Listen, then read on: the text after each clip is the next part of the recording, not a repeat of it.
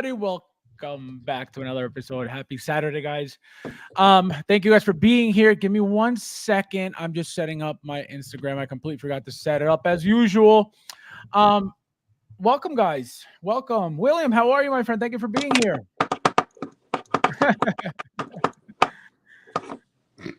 Unbelievable. Unbelievable. That's it. If you should do that. What? How are you? Welcome. Fantastic. Are you happy to be here tonight? Always. Tell your face. I'm forced at gunpoint. Brandon, how are you, my friend? Thank you for being here. Is that the Hey, how's it going, Fab? Let's see. Where am I? Okay, so I'm setting up, guys. All right, here we go. So let's see who's in the chat, guys. So we have a few things to talk about, guys. We got obviously we're going to catch up again on the whole Jack Sparrow situation with the lottery as well, which wasn't that bad for some, right? Including myself for the very first time. And I feel like I feel like it was a gift. I feel like I didn't earn that figure. I feel like, just because that's really how I feel. I feel like because I got it because there were that many made, not because it was a living, you know what I mean? Like that, but I got it. That's all that matters. And then we're gonna get into some third-party stuff. We're gonna get into Old Man Logan. We're gonna get into Mr. Knight. Looks incredible. And we're gonna do also, guys, the figure of the week tonight. Since we have a panel and it's gonna be more fun. We're waiting on Mike as well. Let's see. Oh, all right. So I'll change it. I'll change it later on. Let's see who's in the chat with us tonight, guys. Welcome. 31 of you guys in here. Please hit that like button if you don't mind. I appreciate it. Before you guys forget, we got Uncarded in the house. How are you, my friend? Welcome. I'm doing. Thank you for being here. We have Babo. Happy Saturday, everyone. Smash that. Yes, guys, please don't forget, hit that like button. Please, there's 32 of you guys in here. Welcome, everybody. Everybody, welcome. I'm doing. How you doing? Man. Nefty in the house. Welcome, my friend. Thank you for being here. Channel member representing the real one. I'm doing. Thank you for being here, my friend. We have Talon in the house. Welcome. I'm doing. Welcome, my friend. We got Hobby Halbert in the house. Welcome, my friend. Thank you for being here. How you doing? How you doing? We got Derek in the house. Welcome, my friend. Thank you for being here tonight with us as usual. I'm doing. Let's see who else is in here. We got Joker J in the house. Good evening, Mr. Knight. Yes, Mr. Knight. Guys, Mr. Knight. I'm doing. Let's see. We got Old Monkey in the house. Welcome, my friend. Thank you for being here. I'm doing. We got Dexter and Fab. We're going to invite all to house on Sunday to find some. Imagine, yeah, they're hidden in 1-6 eggs. Oh you my even god! have a yard? Me? No, not anymore. It's New York. Not anymore. We got Gilbert in the house. Welcome, my friend. Thank you for being here. How you doing? We have William Harrow. Oh,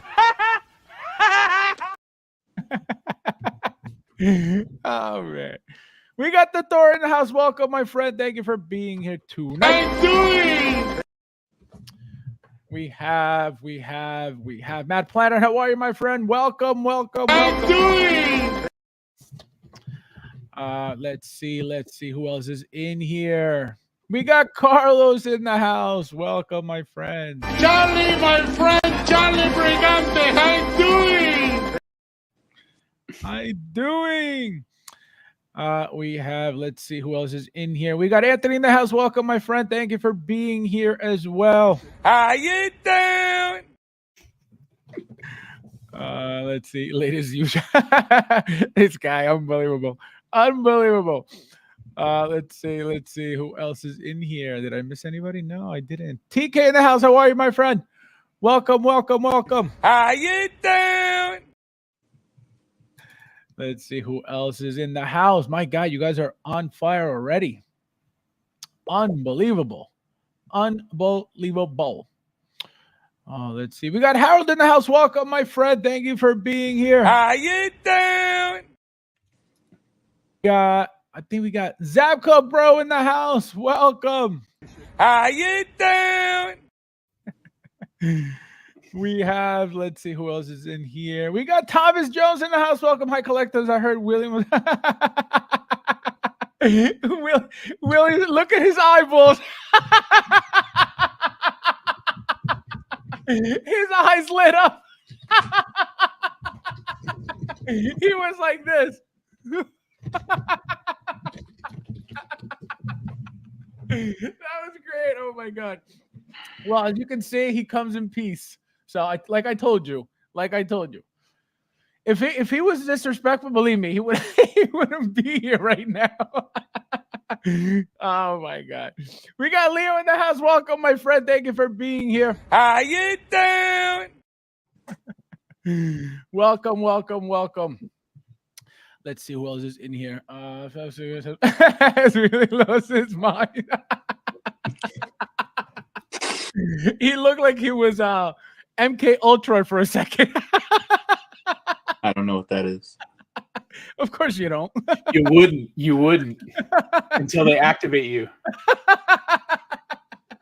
Exactly. He wouldn't know. That's correct. He has no idea. Premium Rock Pace in the house. Welcome. Sold my Umbra Trooper 500. Could not pass. This guy could not pass that up. Oh my God. I'm doing. Unreal. What do you guys think about that? About the Umbra? You guys think that's I know Toys for Kiddos right now it's 5 and change. Would you guys spend 5 and change for that? No, right? You know, I want to say that I would if it were something a little bit more mainstream. I probably would, but Yeah. I mean, I've spent. like, way I more feel than like figures. I just meant not this one. right. That's kind of how I feel too, because it's not that it's not a great fig. I think it's a fantastic figure. It's just that I don't know. I'm still kind of gambling on that there will be a general release in a month, maybe a month and a half. So we'll see how that goes. Yeah, I mean that's always a positive. And the thing with Hot Toys is you'll never know. You'll never know until it happens. You know. We got Chris in the house. Welcome, my friend. Thank you for being here. I'm doing. Who else is in here? My God. CBS Sci-Fi. CBS Sci-Fi. Yeah, Chris is from the UK. He's in the UK right now. Oh, nice. Yeah, very cool. He's up early. Yeah, no, he stops by. It's super. I don't know if you want to say super late or super early, but it's like right now it's probably like 3 o'clock in the morning over there or something like that. That's okay. He has to join. He has to join at 3 a.m. because I have to get up at 3 a.m. to watch Formula One races. So it's a trade-off. Carter said, "I just paid 500 for a burnt Umber Trooper, and somebody just sold one for 500." This guy. Oh my God. Unreal. What a show tonight, huh? Oh, it's gonna be amazing. Big Dog Pat in the house. Welcome. How you doing? All right, let's see. We got TK. We got what up? Josh, welcome. Fellow Colorado. I'm doing. Welcome. Nice to see you. Thanks for being here. Hey, what's up, Joshy boy? Joshy boy. Nice to see you, Josh. Welcome. Josh and I had a deal for a Green Goblin. He sold me the body, my second body.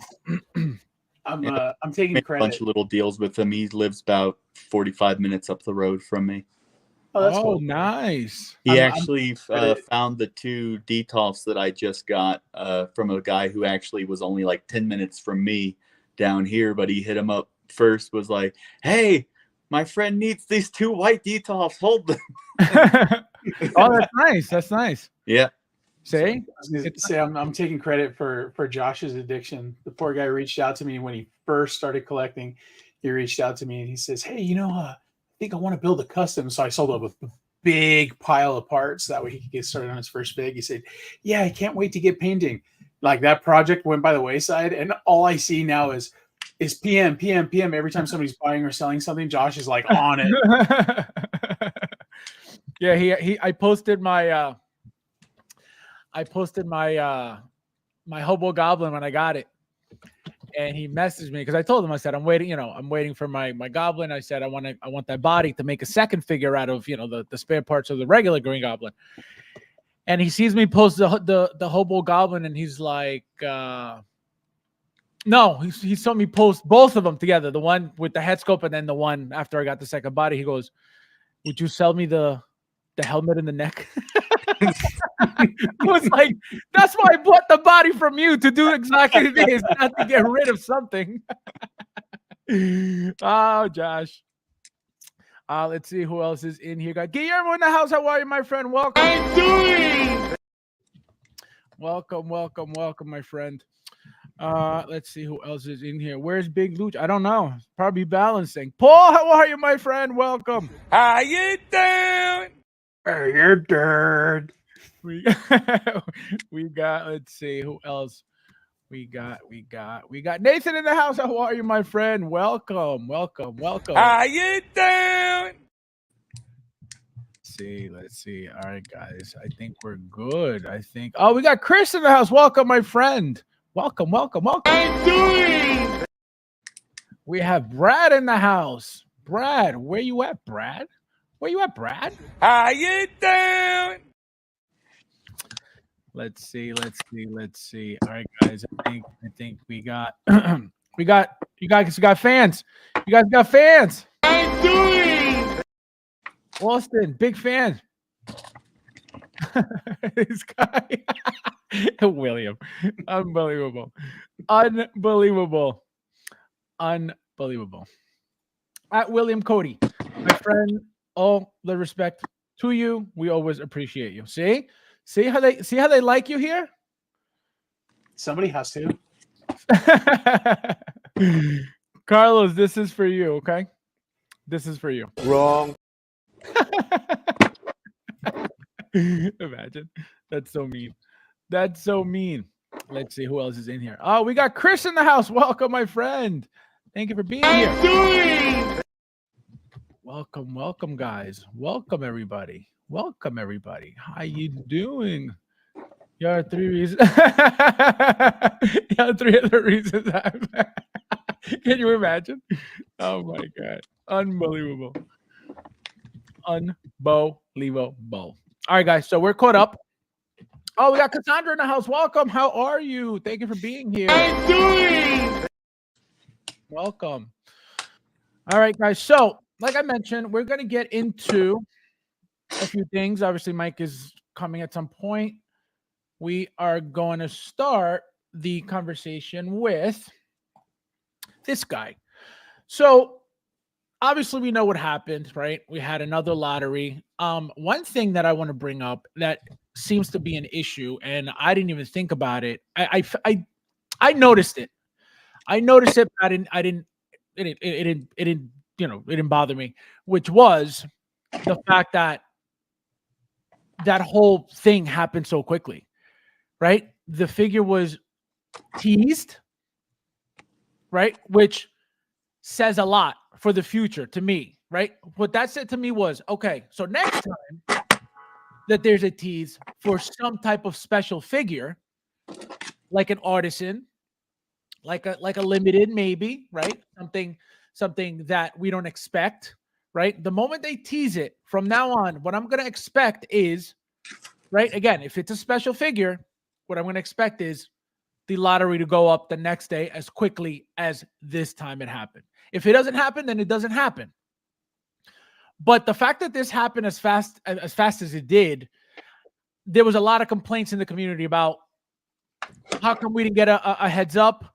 How come it wasn't a longer heads up?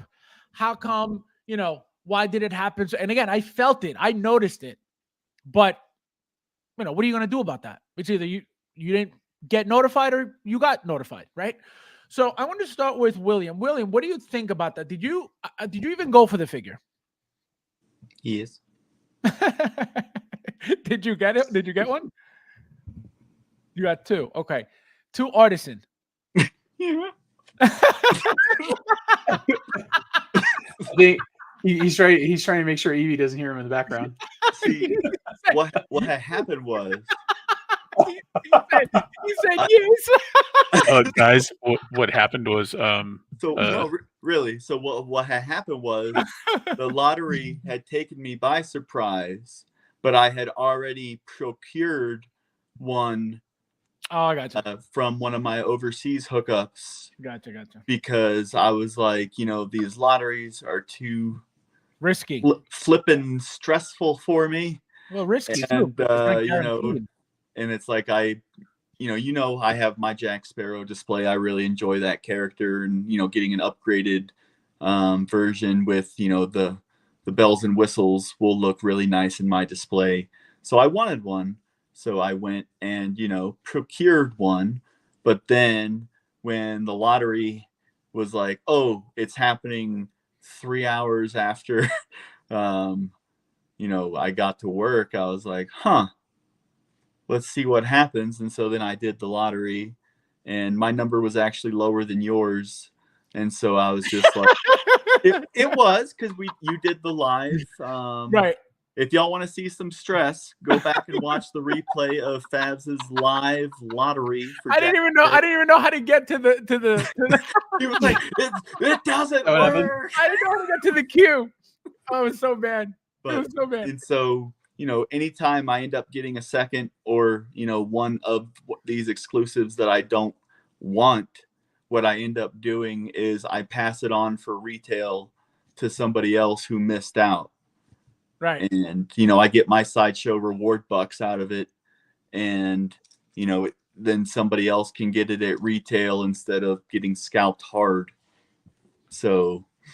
No, that's very nice. Like I tell everybody all the time on here, you're the only reason why I got what I got. All those exclusives. Yeah. Because of him, I got them. And, he didn't charge me extra. It wasn't like, oh, you got to pay me for nothing. I got them just right from Sideshow, from his account, directly shipped to my house. Go ahead, continue. Oh, no, that's it. So you got the one, right? So you got two total. Yeah. You've got obviously every single one so far, correct? Of the lotteries. I did not get Scarlet Witch or Anakin. That's right. Now, how did it make you feel? Or Umbra. I got Umbra from overseas as well.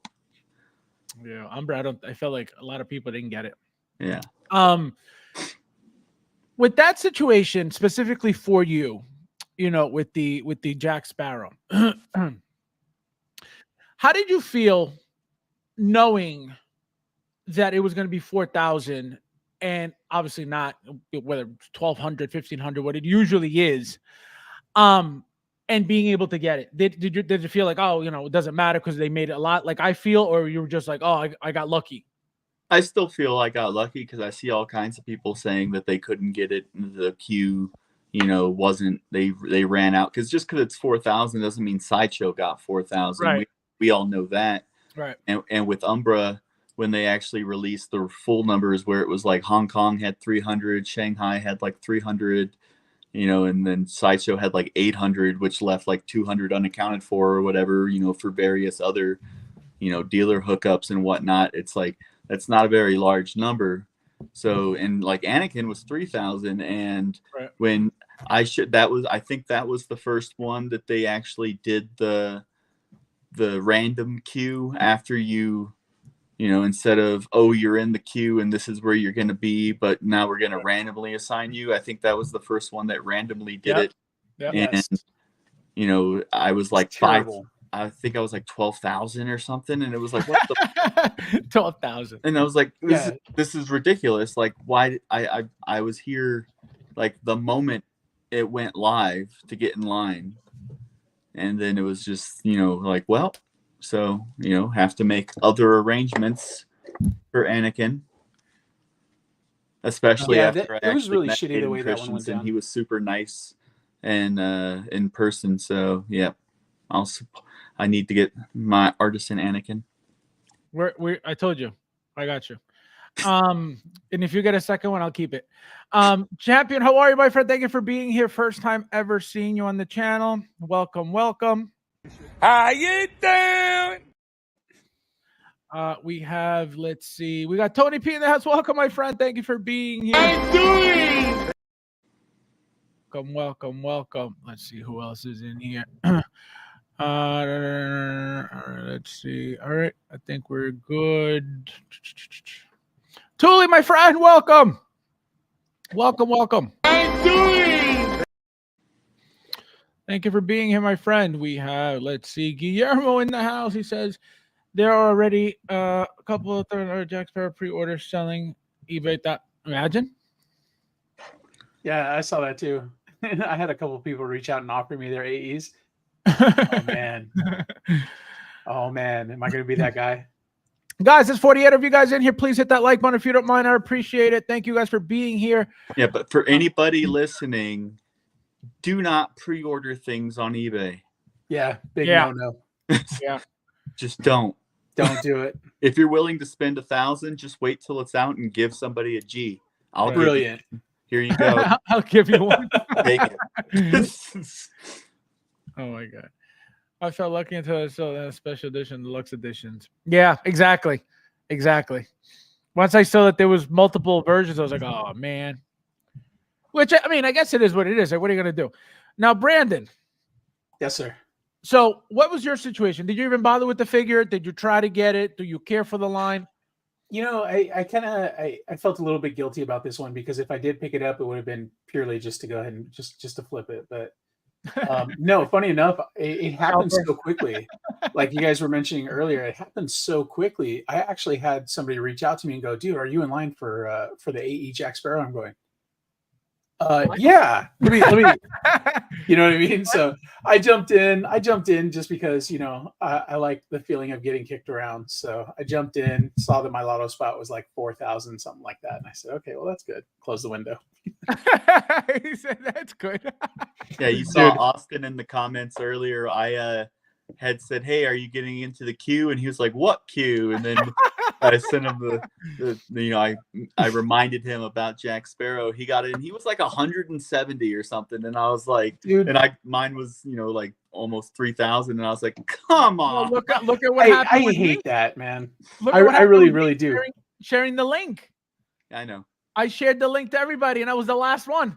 Can you imagine? You know how much that hurt? I was like, oh man, never again. You're That's on your own. You're all on your own. Next Slideshow time. pages are like posting the links and reminders. I'm like, why do you do this? Like, do you want more people in the line? Wait, who did what? For when Umbra was going live, people were posting reminders and stuff on the side. Let your geek whatever show. Oh, gotcha. And there's like 50,000 members in that group, and it's like,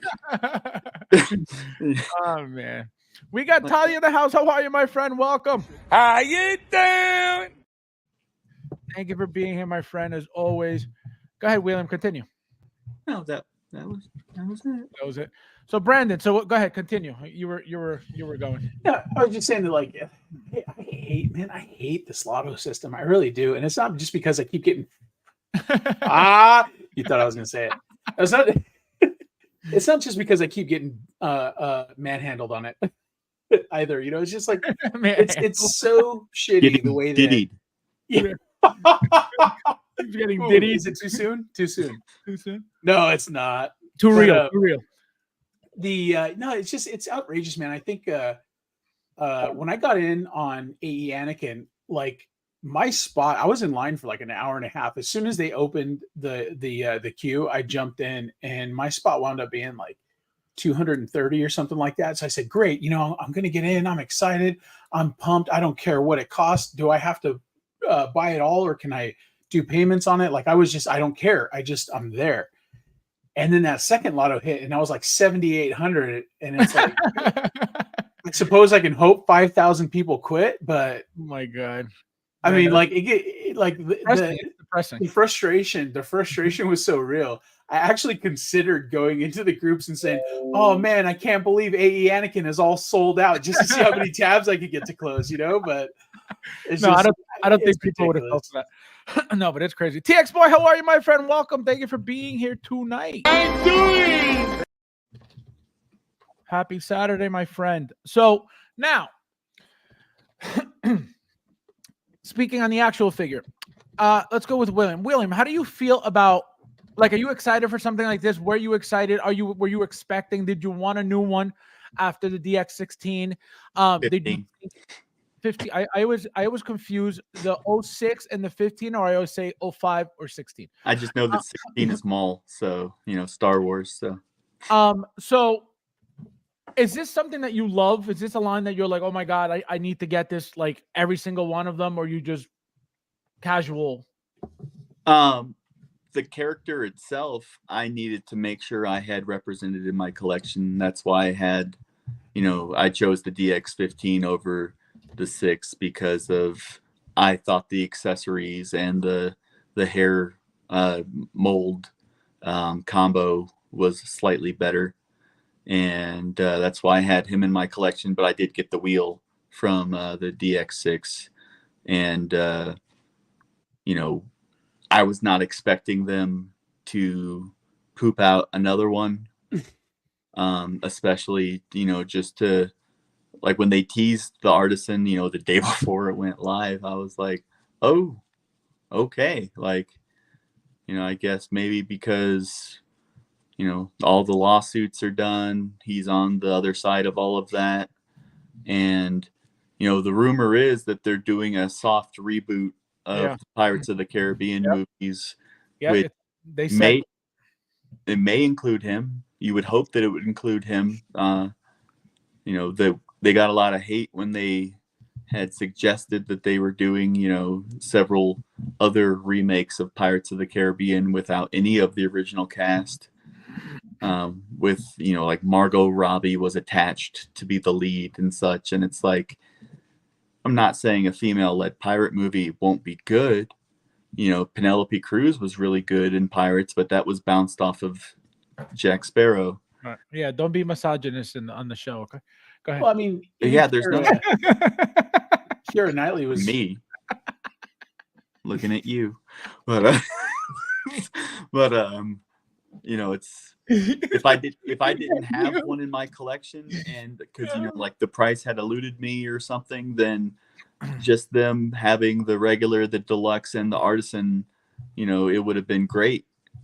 And I'm actually I don't mind when they release more than one SKU, because it's like, when they did Joker with the regular SKU as well, it's you might want the Artisan, but some people, when they get down to the wire, they're like, can I justify the upcharge for the head accessory? And that's why I was gonna say, if Brandon did get one to flip, like, just sell the head for the price of the figure, and then sell the body for a little bit extra, because somebody with a DX15 or DX6 can just pop the Artisan head on, because it does look like the accessories are a lot less than the 6 and the 5 that or the 6 and the 15, because the 15 comes with like the ship in the bottle, the telescope or periscope, the compass, like 2-3 guns, 2-3 swords, wanted posters. I think it has like the Jack Sparrow voodoo doll. There's like all these little things. And then when you see for this one, I think it's like a gun and a sword and the compass, which isn't bad, but it just means, that you have choices and differences, and just because they release something new doesn't mean it has to replace what's in your collection. So, Carlos, and, somebody like me, what I'll end up doing is just like I did with Mando. When I sold the Beskar version, because I had the chrome one, I kept all of the accessories and just got rid of the figure, because I wanted the, the Cantono and Grogu and, all those things. And I just sold the figure for somebody who was just looking for Mando. And I'll probably do the same thing with Jack Sparrow, where, you know, I'll keep all the accessories and whatnot and give somebody a good deal if they're just looking for, you know, Captain Jack. Right. That's smart. No, that's good. And you know, like I said, you always help me out. So that, you know, the fact that you're going to be able to help somebody else out, somebody's going to be very happy. Brandon, now going specifically to the face and the head sculpt and the fact that we get two. I'm inspired. I'm inspired to like braid my goatee into two braids now after seeing that. Okay, look at that. You know, I love the figure. I like the wool hair especially. I think they really nailed the dreads. You know, I was trying to come to terms with what Will was saying about, you know, just going ahead and head swapping and getting rid of the rest. But I don't know. Like I feel like if you look at the Luke Skywalker, the Bespin Luke, the old one that came with the 2-pack versus the new one that just dropped, I think there's always improvements in the body, like the body, the clothing, the quality of the fabric, things like that. So I think this one might be worth keeping all the way around as opposed to going ahead and tearing it down. But you know, it's hard to say because I don't collect figures like this. Yeah, I was gonna say. So you're 100% not even bothering with this. Yeah, no, not for myself. I mean, I would help somebody hunt one down if they needed it, but I mean, it's amazing. Don't get me wrong, and I mean, I absolutely love. There is nobody that could be Jack Sparrow. That's why when they were talking about making Jack Sparrow a female and you know, doing the whole you know, female led pirates and stuff, I was checked out. Not interested. Like Johnny Depp is Jack Sparrow. There's nobody else that could be him. It's kind of like how Robert Downey Jr. Yeah. Exactly. The only way it would have worked is if she had been like Jack Sparrow's daughter or something like that. Yeah, it could absolutely. You know, because it's not trying to recast an existing character that everyone knows and loves. Exactly. Because, you know, then it could be a logical continuation of the story. And yeah, it'll still, you know, have the poo-poo pants people that get mad anytime there's a female in a movie. But I could see that, and it might be fun. I don't know. But the one with the wheel on the deluxe, it comes off of the water, right? He said that helping out veteran. What'd you say? What'd you ask? On the deluxe base with the wheel in the water? Yes. The wheel should come off of the water base, right? It doesn't show it, because but I don't see why. Yeah, say like here, like he's diamond base. Go ahead. On the standard, it just has the diamond base and it has the wheel on it in the picture. And then for the deluxe and the artisan, it's the water with the wheel at the angle, like it's hitting the waves and whatnot. See? And so this is the deluxe. This is the same you get with the deluxe. So yeah, I think you place it on top. I don't think it's attached. I think well, that's good because then I can sell my wheel that I have with my jack, and then somebody gets a better package. Better package. You get the full figure. I might keep my wheel because I'm not sure if the water works with my display. No, that looks nice though. That looks very nice. His diorama bases are always very nice. Thomas Jones says, "You think you get a tons? You think you'd get tons of my dyslexia is kicking my ass right now. You'd think you'd get tons of super chats with all the help you provide the community." Well, no, I don't do it for that. I mean, you know, somebody wants to, you know, show appreciation for the help. That's up to them. But I don't do things or say things for people to like super chat me. I was about to say you could use the super chat money for Hooked on Phonics because that one was a little rough. Actually, like I'm telling you, my dyslexia is horrible. I'll make up a whole sentence in my head and read it out loud. I'm feeling terrible. I have flashbacks to grade school. I used to it's so shitty, but I used to whenever somebody had like struggled to read when we were reading in class, like, you know, changing paragraphs and so on, and I would always I would say the words out loud when I knew they were going to struggle with them ahead of time. So thanks, Fab. You mentioned dyslexia. Now I'm like reliving 6th grade nightmares from when I used to be an asshole. Yo, you know what's crazy? Let me tell you something. I never had problems with any of that. When I came here at 9 years old, they had to give me to be able to go to I had mine from Colombia, Right. but then here you needed whatever they needed here. Right. Yo, from then on, I've never been the same again. And I can guarantee you that's what caused it. Because in Colombia, I had no problems reading. I can't participate in this discussion, otherwise I'll derail the entire show. Were you reading English in Colombia though? No, but it wasn't about the reading. It's you're changing words around and making up your own sentences that aren't there. That's not reading. That's dyslexia. That's the difference. I can read. It's just I'm in my head as I'm reading, words are like coming up that don't exist. And I'm reading them out loud. I make up a whole sentence out of a sentence that's not there. That's crazy. That's crazy. So that's why I'm reading an A in this sentence that doesn't belong there. It's not even there. And I'm reading it. That's why I'm stuck because I'm like, what am I reading a word, a letter that's not there? That's dyslexia. It's crazy. You guys caught it live. Oh man. Brad says, I'm not a Pirates fan. Movies were cool, but I'm not high on it. Look how good that looks. Wow. What about a French braid beard? I don't even know what that is, but the French braid. Is that big braid? No, I think that's when it's yeah. Yeah, it's the big one that goes like backwards and on itself. Something tells me Kote can lay down a serious French braid, no problem. I have daughters, man. So I had a feeling. No, but William is probably the father that gets the vacuum cleaner and puts the hair in the ponytail like that.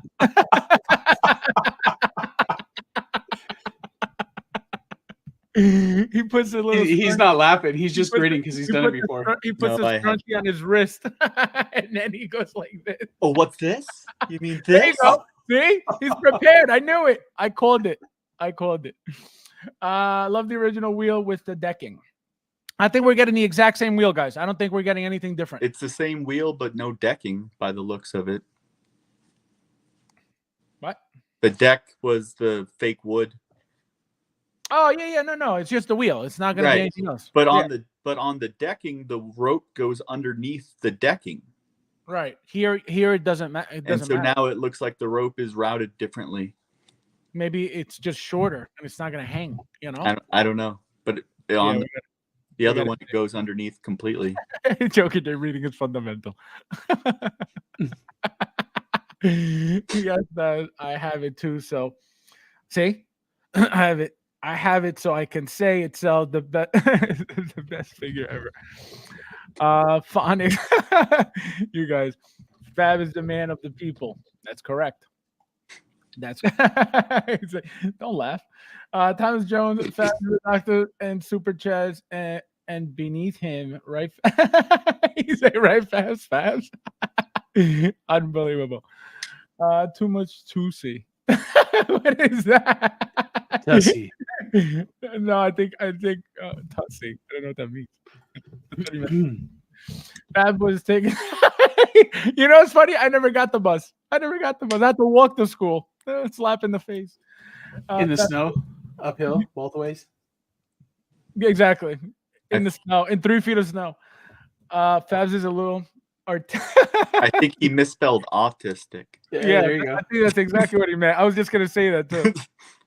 I know exactly what he meant. Overhead is A. Overhand is a French braid. Underhand. We're getting to science. You were talking about. Don't try to reinvent the wheel, Howard Chan. Oh my God. So now, guys, back to the show. So, do you justify, William, the $4.95 price tag on it from Sideshow? Obviously, this is before tax and shipping. How do you feel about that? Do you think it's worth it? Do you think it's pricey? Do you think I think the artisan ones are always a little pricey, but this is, remember, this is the first deluxe, isn't it? Or was Wanda a deluxe too? I don't think she was a deluxe too. Right. So this is the very first artisan deluxe that we right, get. but he's the reason that I keep, some rewards handy, because I pop like $60 worth of Sideshow rewards. That's why I was sending all those reward links to people and the chats. because Sideshow apparently decided to put their calendar for the first half of the year up so you could go ahead and register for all their $5 thingies. Oh, nice. And so that's why I was sending all those links out last Oh, very smart. Very because smart. they're only $5 at a time and they expire within a certain amount of time. So if you get 20-25 bucks worth of ones that you weren't expecting all at once, you could put it onto a new figure, new pre-order or whatever. Mike will be like, doesn't care. Who cares? Who cares? But who cares? it's the prices keep going up, and especially if people keep selling it out, they'll keep making it super deluxe, really deluxe, ultra deluxe.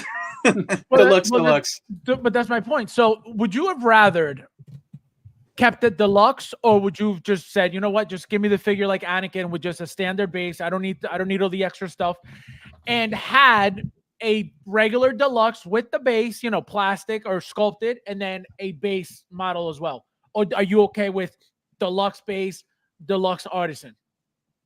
Yeah, because it gives the people the option, and because if they had only the regular, well, let's say it didn't come with a wheel at all for the standard, Right. which that's not how it is. Right. And how upset everyone would be if they couldn't get the wheel if they didn't have the one from the 6. And Well, look at, this is a perfect example. Look at, and Josh is here. Look at what happened with the Green Goblins. Everybody was looking for second Green Goblins to be able to do that helmet look for the Hobo Goblin, because you couldn't do it any other way. Yeah. So if that's the case, why can't they do it? They could do, let's say, for example, Hot Toys comes out with base, a base, what the hell is his name? Jack Sparrow, the deluxe Jack Sparrow, and then the artisan, right? Have it your standard DX artisan, right? With the whatever standard base they come with. And as a moneymaker for Hot Toys, if you want that base, then guess what? You're going to get the artisan, and then you got to get a deluxe or find the base one way or another to get your base. And what is that going to do to people? Most likely force them to buy the figure, deluxe figure, take the base out like you do to your figures, and then sell the figure by itself. And then that's up to you if you want the figure without the base or not. Believe me, that would have happened. You don't think so? Possibly. Right?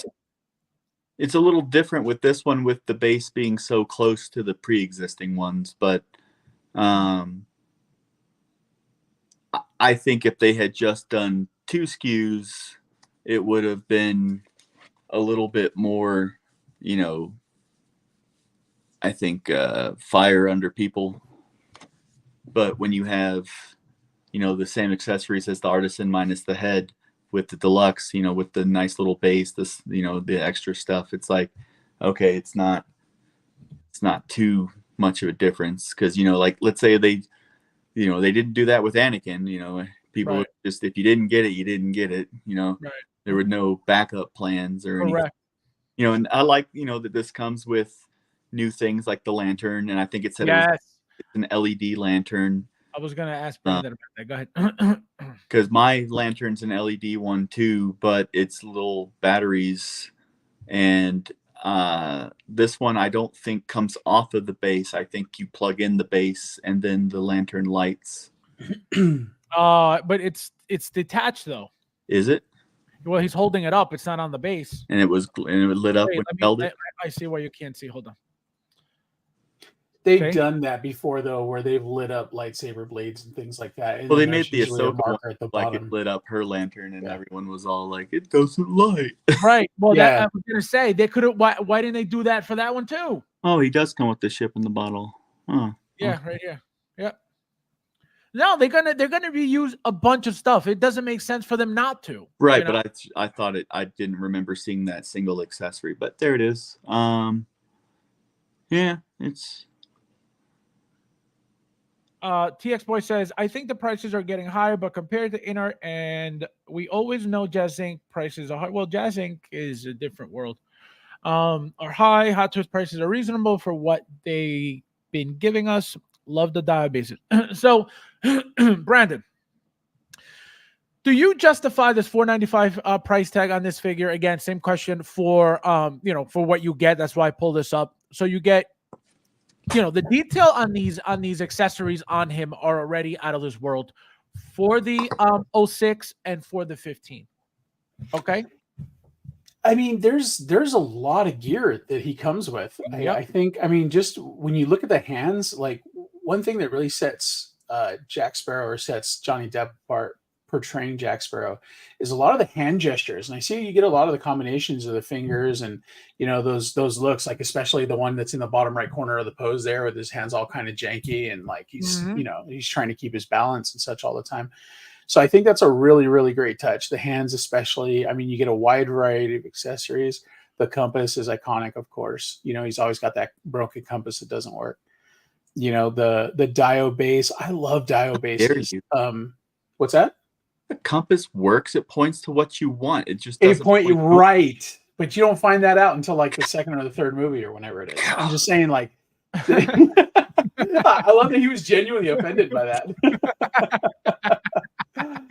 But no, like what's really got my attention too is the two different pistols. So I mean, there's a couple of different looks that you can get out of this guy. And is it worth 500? I think the what really tipped the scale in the yes column for this one is the genuine leather goods. Like when you get to the boots, like the boots and the belt and all the stuff on there that is normally wears out after just a couple of years in your display base or your display cabinet. The stuff just tends to wear out and flake, but they're using genuine leather this time. So I think that's it definitely pushes it into a yes for me. I wish the hat was. What, leather? Yeah. How do you know it's not? Because it said belt and boots. Oh, okay. I saw genuine leather and stopped reading. Well, you guys don't think that, for example, people who already have issues with the pleather, right? You don't think they're going to have issues with this leather if they don't treat it? Or you think it's going to be necessary to treat it? No, I think when it's genuine leather, it's always going to hold up much better than we see with But it won't dry out. It won't crack. Even. Yes, it will, because leather does that. But I don't think it's going to be the type of thing. It's going to be nothing like the pleather. With pleather, you can just keep it. You can keep it in a climate controlled area, because the sunlight hits it, it breaks down. You know what I mean? Or because you use fluorescent lights instead of, something else. It's like, it's ridiculous the way that stuff breaks down. The leather is going to hold up. I think, anybody who goes ahead and sticks it in behind glass is not going to have any kind of an issue with it. Not for years and years. So you justify the price point, $495 for all these things. Yeah, I can see that. But, you got to keep in mind too, that we're talking about the exclusivity of it as well. And I think the exclusivity, has a lot to do with that too, because you've seen it. People are selling pre-orders on eBay already for $1,000, and I have no doubt. I was just having this conversation with somebody else about the AE Anakin, and yeah, it's going to sing at $1,000 all day long. I wouldn't be shocked to see it, at 11 or 1,200. Once it comes in hand, because they're limited. If you want the piece, you got to pay the price. Right. The deluxe is $330. Which is not bad, and the regular is $290. So at $330, that's very fair. That is very fair. But because it's artisan, you're already paying, a premium, and then it's a deluxe on top of that. So that's why you're at $495. My God, man. Yeah, that's crazy. It's like you don't even think about it. You just worried about getting the figure. Mm-hmm. You process the amount of money after the fact. You know what I mean? You're like, my God. Well, as you said, people in this hobby should be in a position to where they're not spending, money they need for other things. Right. On the hobby, because it's supposed to be a hobby. It's not supposed to be, oh man, I didn't pay the mortgage. Right. I keep seeing it. I didn't eat today. Where people always say, they're one bad bill away from bankruptcy, and I keep seeing that with people, and it's like this is a hobby. William's like, I keep seeing that with people, and I keep taking their collection. Hey, I got that. If Will isn't saying it, I am. I got that Social Gambit for $100. You got what? The Social Toys Gambit for $100. Oh, you told me. But I have to hop off. All right, I'll talk to you. Thank you for being here. Goodbye. Good night. So, hey Fab, how you doing, buddy? Now there's just the two of us. Tell me a little bit more about reading and letters that aren't there. yeah, the reading in the letters that aren't there. I'm being haunted by letters. Oh man. Old Monkey says, emphasis on should. I paid my electric bill with, with a third party loan. Oh man, Joker J.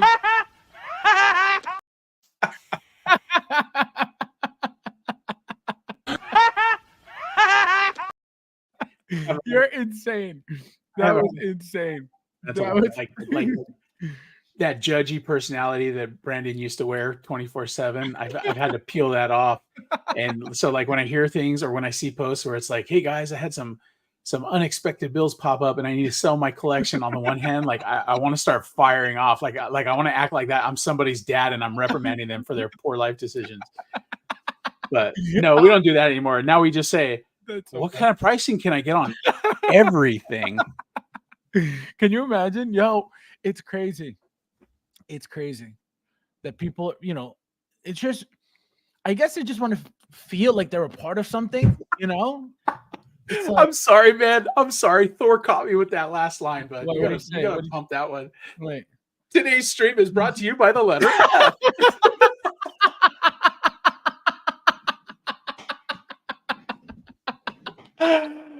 Oh man! Oh, the Thor! The Thor! How dare you?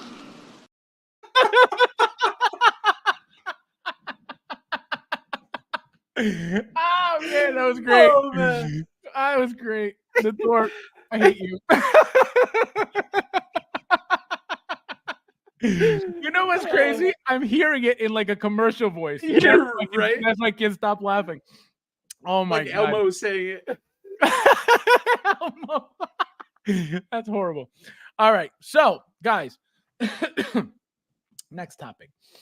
So, Brandon, question for you. So, we're going to talk about, and then obviously we'll go back with when Mike is here. So, we got the dark side video, right? So, we got the pictures of, we took a screenshot of what was going on, and this is what we got, right? So, you let me know what you think, since you're a Star Wars fan. Are you happy with this? Are you excited that they're making these? Are you, do you not care? Are you planning on getting them, not getting them? I've either got everything up here or everything that is available I've got on pre-order. So, Really? yes, is a big yes. I'm a little bit terrified though. Like when I came back in, I had to run some errands. Usually I'm behind a computer screen all the time, but I came in yesterday, I sat down in my chair and I got like a flood of messages from clients and everybody's sending me this screenshot going, did you see this? Did you see this? Did you see this? I'm going, oh man. I'm like, I'm so excited and I'm so amped up. And then I'm scrolling through OSR and I see Josh post something to the tune of, now watch, they're going to be the next two limited releases. Will be Star Killer and Revan. And Probably. like, I freaked out, man. I Probably. freaked out. I went from being super excited to like my anxiety level went from like like usually at like a 79 or 80 went beyond 100, man. It was ridiculous. Well, think about this. I didn't even think about that, but think about this. So when this was announced, right, William and I were streaming together and talking about it, and he mentioned, which I didn't know, that Revan and Starkiller are from a video game. He says the old video games from like 2006, right? So if that's the case, if they're coming from a VGM line, just like the Umbra Trooper, what do you think that Don't do this to me, bro. Exactly. Don't do this to me. If that, again, I'm just going by what William said. I don't know anything regarding Starkiller, and I don't know, Revan in video games because I never played them. So that's what he said.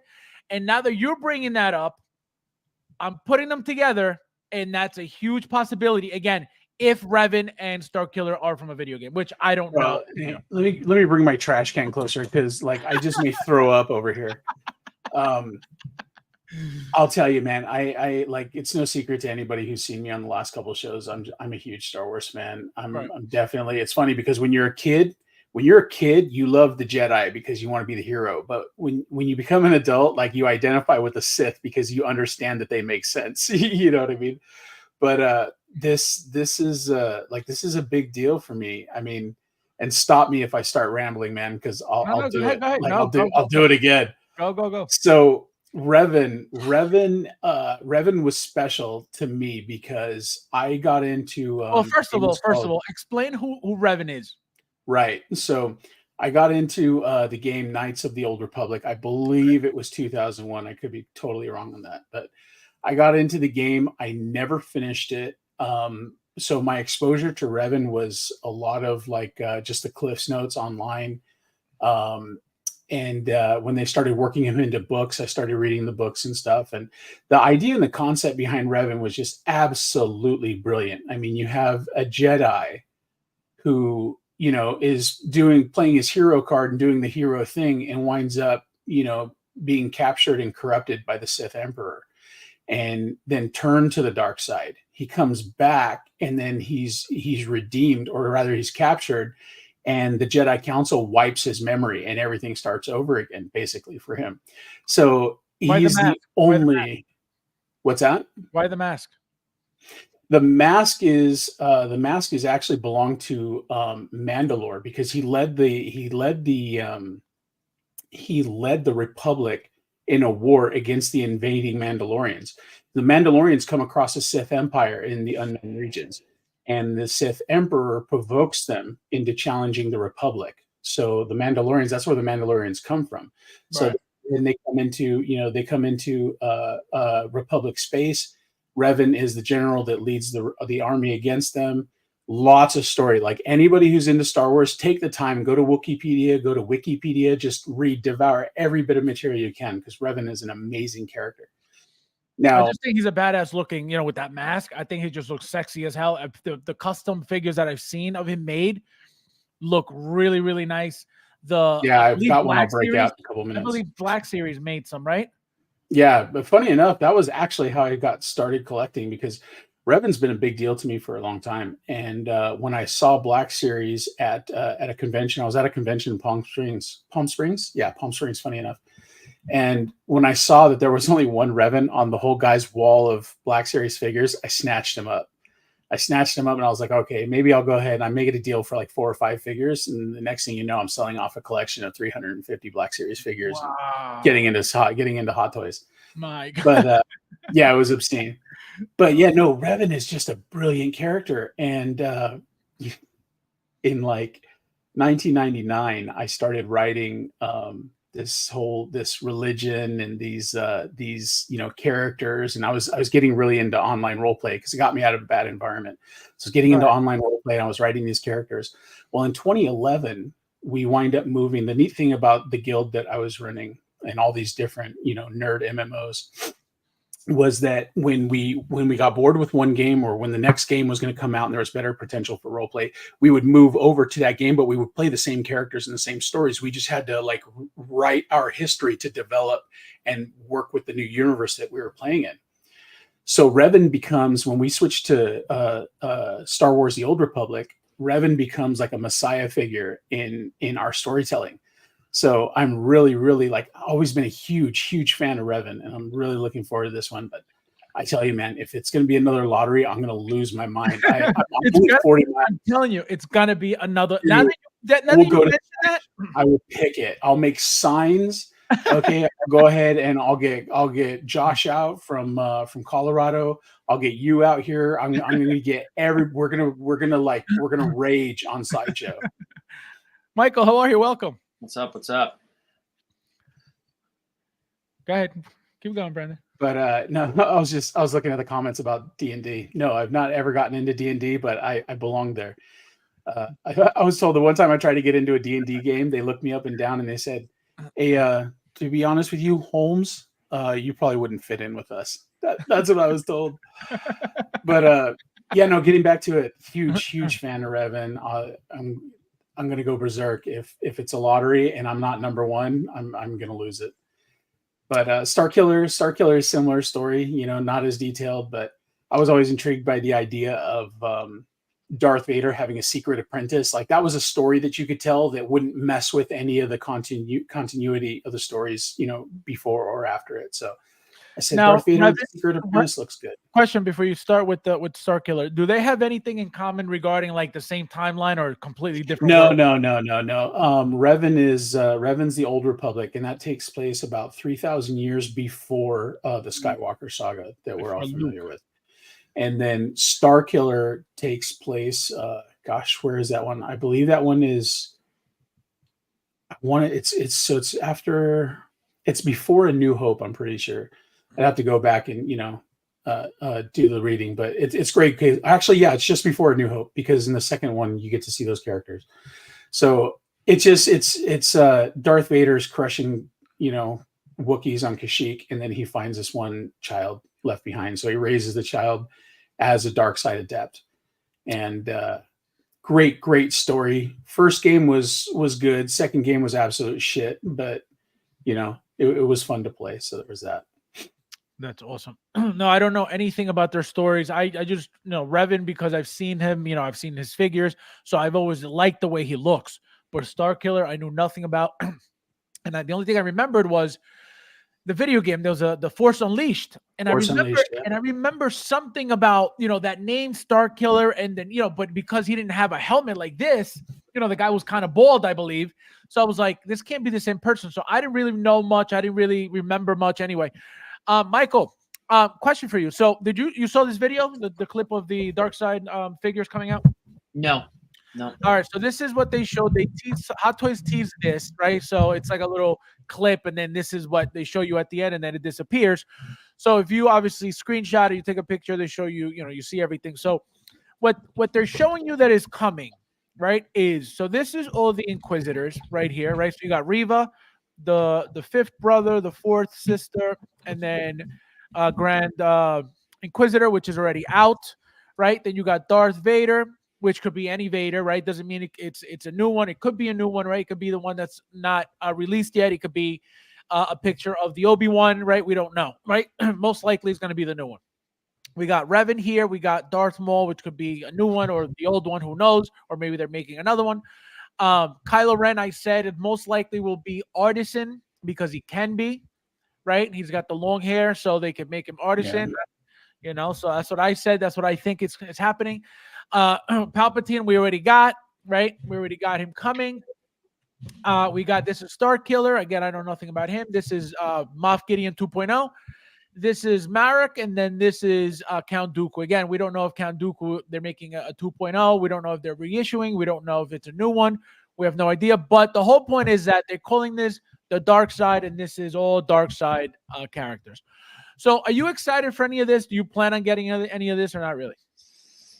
No, I mean, I can't say that I'm excited. You know what I mean? Because I get excited like when there's like a movie behind it. You know what I mean? Or there's like an upcoming show. You know what I mean? And I'm into the show, and I guess that's where I get really excited for it. But a Revan would be cool. Like, isn't Revan? I think is the guy. He's the guy that was like, wasn't he Jedi and then Dark Side and Jedi again or some stuff like that? So what does that mean? What do you mean Jedi and then Dark Side? Like he was good and bad and then good. And look, it's just a play so that he could have, he could have a purple and red lightsaber basically, or some. Oh, I see what you're saying. At the same time, he has two at the same time. Oh, he does. Yeah. Oh, that's sick. So what's the story behind that for him getting two? All I know is good, bad, good. Do you know Starkiller at all or no? Starkiller was the video game, right? He was the apprentice of Vader, wasn't he? Yeah. He died though, right? He didn't. Did he die? He died in that video game. I thought in the first one, and then they revived there's clone. Yeah, they do. There's a couple of different ways that story ends up. There's the light side. I don't remember what happens in the light side. Light side though, he winds up in this really bitchin' outfit with he's got like long tabards in both gray and white. It's pretty symbolic the way it's lined up. And then, if you make it the dark side decisions, then you wind up with claws and ventilators and all kinds of stuff. Also, changes in the storyline if you depending on what you do. Depending on the decisions you make. Yeah, it's like change your. It's like those books that you could change your story. You know what I mean? You pick your way. Joker just says, Mike, they're making a Darth Homelander. You buying?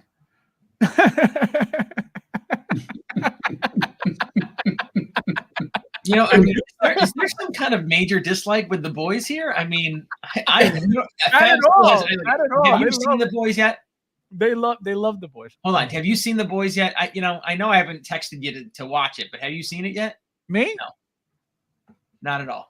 Me? Yeah. Oh no, not yet. But I did. Unbelievable, guys, that he has not seen the boys. You know what I did see? X-Men '97 and the new Roadhouse. Yeah, look at Roadhouse is excellent, but I'll be honest, the boys is better. The boys is way better. No, I have to watch it. I do have to watch it. I just forget. You don't remind me, so I haven't even thought about it. Nathan says, even if you are not into Star Wars all that much, Knights of the Old Republic 1 and 2 are something that needs to be experienced. I tried to go back recently.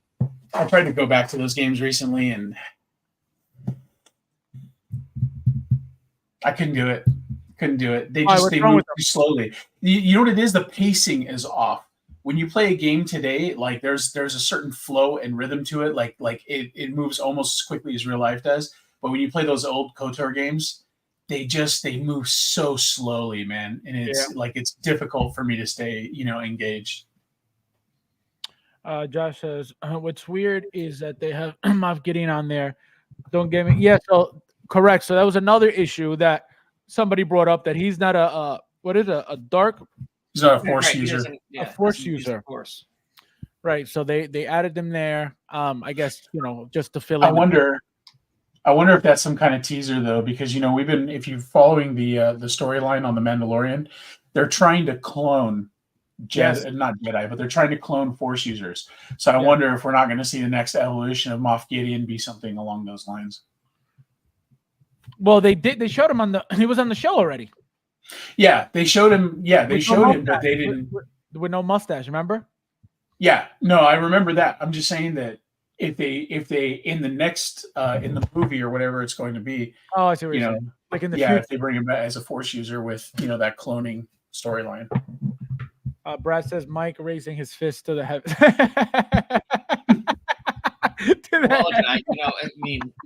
Dooku reissued. Like, don't get me started. Mezco just re-released one of their figures. I mean, they've done it, I guess you could say before, but it's like their first, like, right up in your face reissue. And which one? Which one? That just angers me. Which one? Popeye. It was a Popeye figure. Oh, it's just a flat out same exact reissue. You know what I mean? No improvement. Same accessories, same head sculpts. And that upset you? I mean, you were mad about that? I hate reissues. I am not aboard this train where everyone deserves a chance at a figure. It helps the hobby. Like, that is such bullshit. That is participation trophy mentality. You know what I mean? Okay, all right. I wasn't with you until you made that point. Everyone gets a chance. I hate. There's winners and losers. There's haves and have-nots. Like, get over it. Oh my god, over it. Mike. So, who had the over/under on Mike being pissed off in his first 15 minutes of the show? Did anybody have first 15 minutes? Let me tell you something. I complained about that reissue, and you know what I've come to realize though too. I am a grumpy old man because I am in the minority. There are so many liberal-minded, socialist little douchebags out there that are of the other mentality. Tell them how you really feel. Yeah, there you go. Tell us how you really feel, Mike. It's amazing though. I can't. I mean, I guess this is why the climate is maybe the way it is, and why the climate. Wait, the climate. He said the climate. Please, Mike. Well, I mean, Mike, can you tell us if you're a little socialist douchebag who wants reissues, you love Joe Biden. Okay? You love Joe Biden. Period. What's the one in Canada too? You love rainbows. You love Joe Biden. And Justin Trudeau. And just Yeah, yes, you Trudeau. love Justin Trudeau. I'm gonna murder that Canadian. I never thought I could hate a Canadian. careful. I hate You can't Justin say Trudeau. that. You can't say that. Who? You. The M word. Yes. Murder? Yes. Oh no. Yes. Why that gets flagged on your That's your a show? Here? threat. That's a You can't threat joke on- about that. It's not a joke if you're not saying it's a joke. You mean it's not a joke? I have tools and a plan to go up to Canada. They don't know that. It's Stop. not me. I know you're not going to do anything. They don't know that. Stop. You're going to get Google. You're going to get Google flag my account for that. But really, I am in the minority. When I complained about that reissue, Shit. no, they like it. Everyone deserves it. Zuckerberg's at my door. Zuckerberg. Jim says, and then the Vader in a pinstripe suit at the child support hearing. We need to look at that one. Oh my God. He says, I hear that. No reissues, please. Yeah, I mean, how can you get behind reissues? You know what I mean? Yeah, no, that's Like, and it kills the value. It kills the value of the original. Okay, here's why I'm behind reissues. You ready? Of course. Because I need an episode 4 Obi-Wan. Okay, save up your money and go buy it. But see, like the only reason I don't do that is because what happens if you get it and you open it up? Because like I only buy for my personal collection and it's only new, right? So what happens if I open it up and there's like some terrible? What if the head sculpt is cracked because I don't know, man. Like what can go Hold wrong? on. If you buy it through eBay, you can return anything through eBay. Oh, okay. eBay is good because it's easy, super easy. But let me tell you, the seller is not protected on eBay. The buyer is protected on eBay. So you could smell the figure. You could just wake up and say you don't like it anymore and decide you want to return it. You're going to be able to return it. Like that's how eBay works. So there's no risk on the buyer's part. If there's something wrong with it, you'll be able to return it. No problem. Michael, answer this. So even if the figure is old and disintegrating, they should not reissue it. Well, again, there's a difference between a reissue and like Fabs always says, 2.0. Got it. Okay. They gave us the same disintegrating suit. What's the one that's disintegrating? Bucky or the Winter Soldier. The Winter Soldier. Yeah, or the liquid toy comedian. Like if they reissued that, you can't. You got to do an improvement. Like I don't mind. Like that's where I feel like Hot Toys can get away with it, right? Give us a new accessory. Put 15 stickers in the box and call it exclusive. Like do whatever you got to do to make it. To change it. Yeah, but don't just do it again because that's what got my. That's what gets my. Well, and not only that, but it kills the value of the original figure for no reason whatsoever because you're just getting the same figure again. And look, I think it's because I'm in so many. Again, I collect a lot of everything. Like think about it. Like again, if you're a coin collector, right? The U.S. Mint releases 6,000 gold coins, right? And then a year later they go, you know what? That 2021 gold coin where we released 6,000. We're doing 6,000 more. You collectors are so lucky.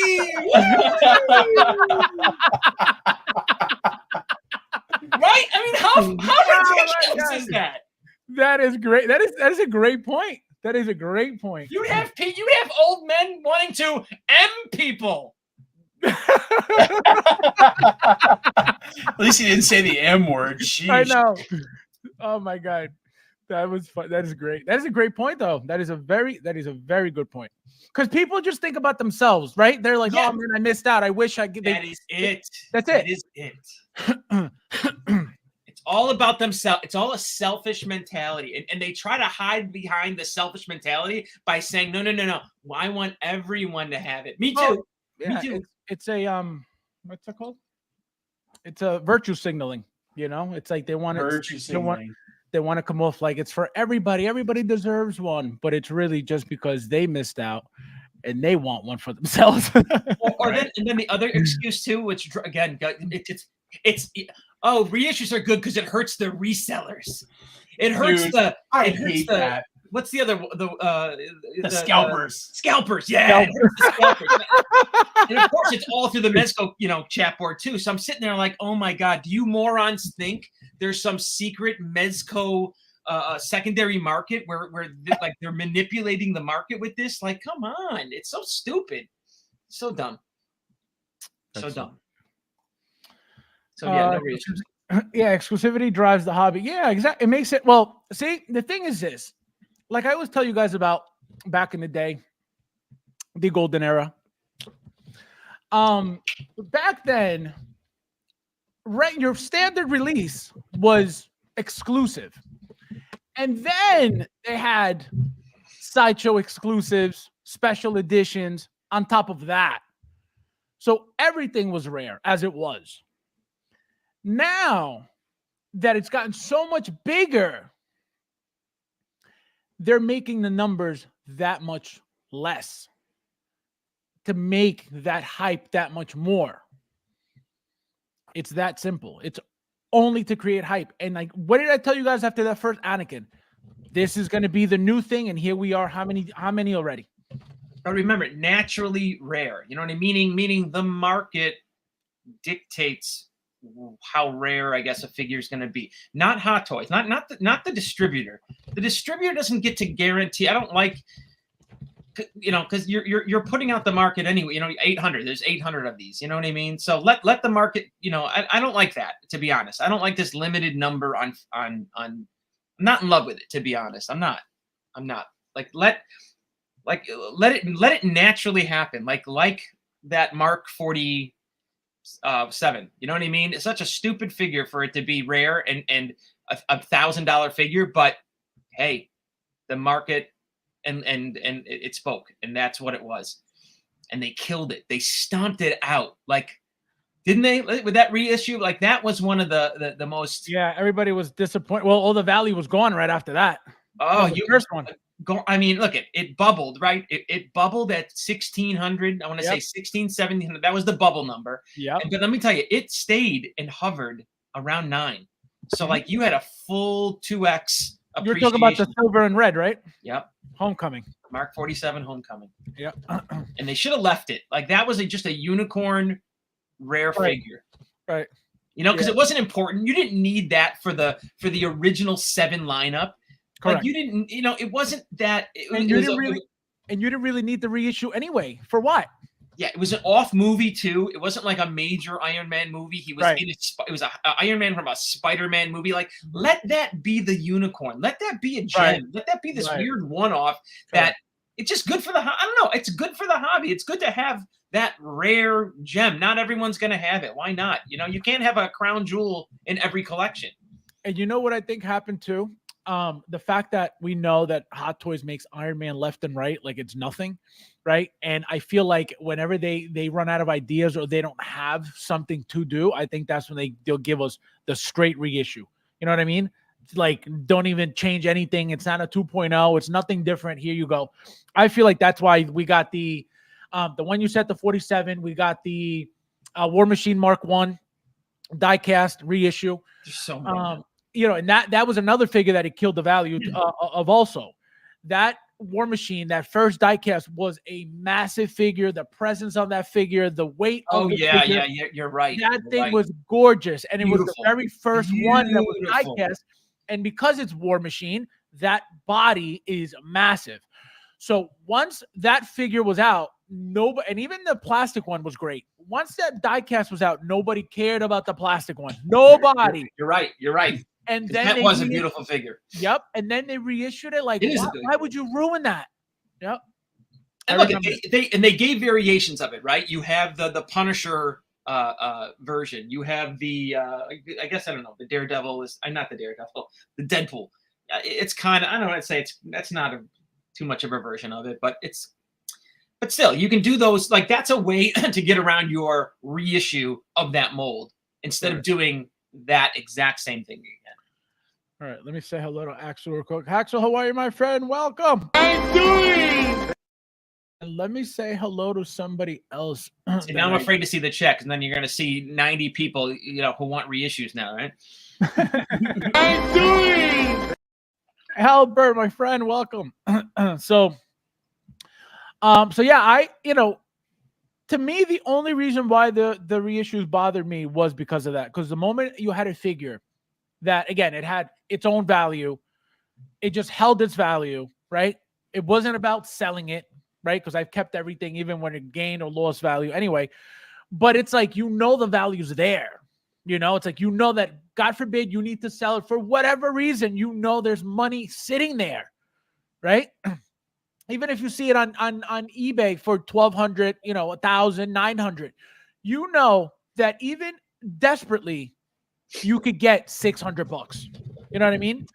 If it's that type of figure, right? You pay 200, whatever, 300 max, let's just say. But if you could get 600 out of it years later, why not? It's used, but it still has that value. Why would that's the bonus, though? I mean, look, that's the bonus. It's the exclusivity. It's the rarity of it. It is the fact that I have it, and it's hard to get, and not everyone else has it. That's what makes it collectible. It doesn't make me a selfish jerk off. I like having rare collectible things. That's it. That's why I buy stuff. Can I be a selfish jerk off and not have the same view? Can you be? Well, let's hear it.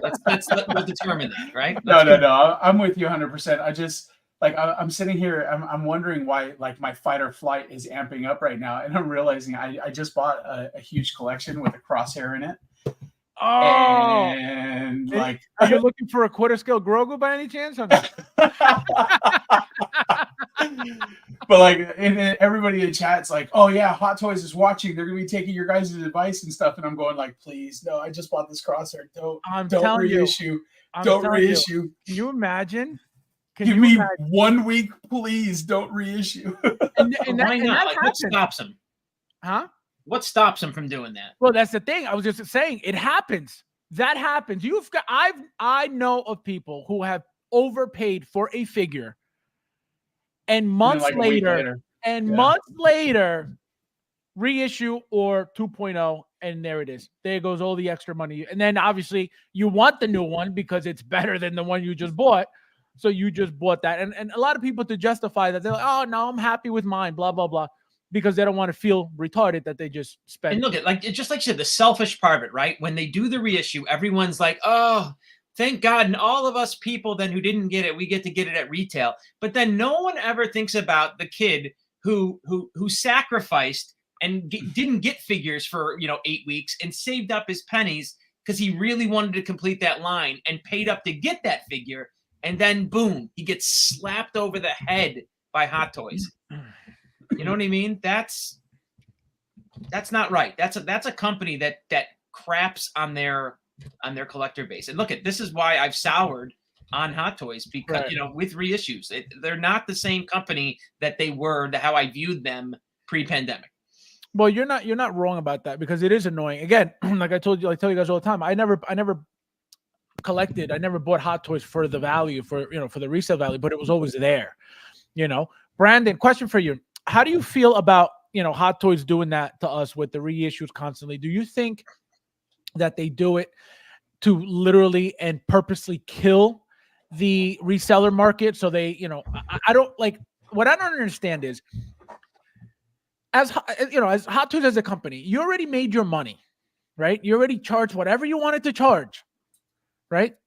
You chose that price point. That's your problem.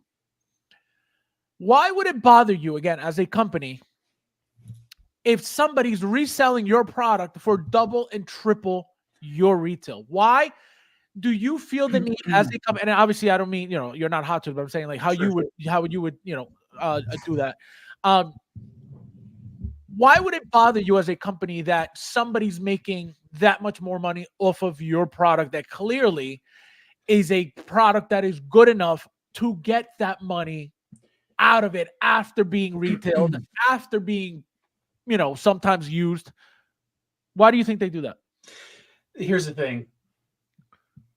Here, let me try and phrase this properly so there's no confusion here.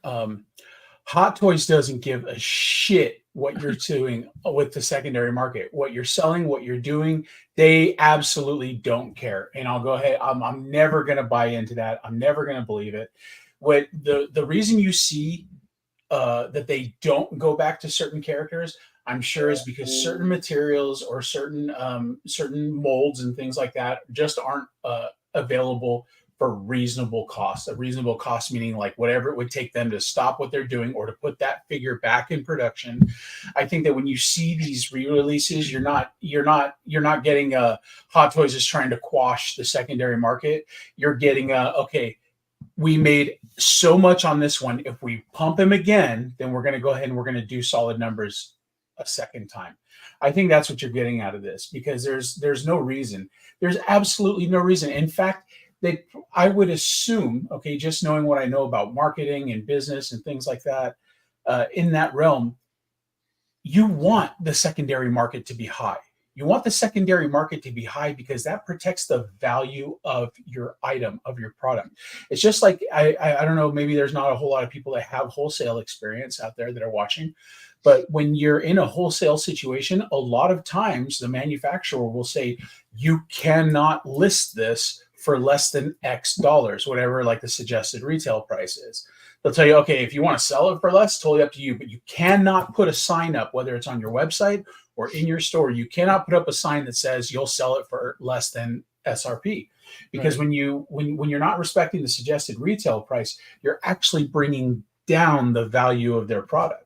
Right. You know, you have to protect the value because, and I'll just use a simple example. If you've ever seen those LED, those light up helicopters that guys sell out on the street with a rubber band, they shoot them in the air. Yes. When I found like the top of the line one, the guy who owned the trademark on the name and the artwork, the instruction booklets and all this sort of thing, made it very clear to anybody who was selling for him, like, this is the minimum price that you advertise it for. And he made you sign contracts that said it, because again, if you go ahead and if he's saying you can sell them for $5 a piece and you start doing three for $10, then at that point it's making his product look like it has less value than if you were doing them for $5 a piece. So I really can't think that Hot Toys gives a whit one bit what anybody's doing on the secondary market. So you don't think that they look at that and go, because it every time, not every time, but because I don't remember exactly right now, so that's why I'm not saying every time. But it's possibly that every time. But I'm not every time. But I've noticed that when they reissue a figure, and sometimes even 2.0 a figure, it's usually a figure that's doing very well on the secondary market. And that's where the question comes in. Do they do this on purpose, or do you think it just happens? And that's what I'm saying. No. I don't think it's just coincidence. He said Hot Toys shouldn't, they should want a strong and healthy secondary market. You're absolutely, they should, right? But they did. Maybe they're not now. They were not watching the secondary market on that 47. There's no question. At that time, there's no question. Why would you release that figure? Think about it. Yeah. That weird Iron Man figure that nobody wanted. Why re-release that? Right. Remember, it wasn't a rare super. Everyone wanted it. It was rare because no one wanted it. No one wanted it. I didn't want it. Right. They watched that market. They saw the aftermarket and said, damn it, we can get a piece of that pie, guys. We can re-release this thing, and we're going to sell a ton of them. That's what they're doing, okay? All day long, that's what they're doing. They're not saying we need to kill the secondary market by dropping new figs. They're using, because when we buy, sell, and trade, and then especially when we're going ahead and when we're listing things on eBay, okay, they're monitoring that and knowing what is in demand. Okay, so when you see 7 years down the road, the Dark Side Anakin is still fetching $700-800 a hit. Okay, well then they know at that point, all right, well let's go ahead and let's release another Anakin. So they just stepped it up and leveled it up a little bit. But Hot Toys was a company that wasn't doing that for a while. They had blinders on and they were looking forward. Correct. With awesome figure. Correct. After innovating figure, new stuff, new sculpts. Like they were on fire. You couldn't knock them off their pedestal. That's how good they were. Every figure was a hit. Every figure was a must-have. Every figure was, you needed that figure no matter what.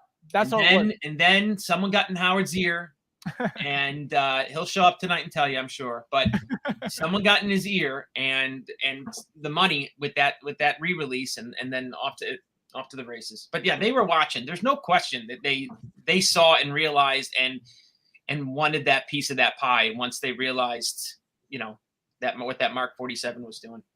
Yep. Let's just say hello to a few people. We got Rob in the house. Welcome, my friend. Thank you for being here. You finally made it. How you doing?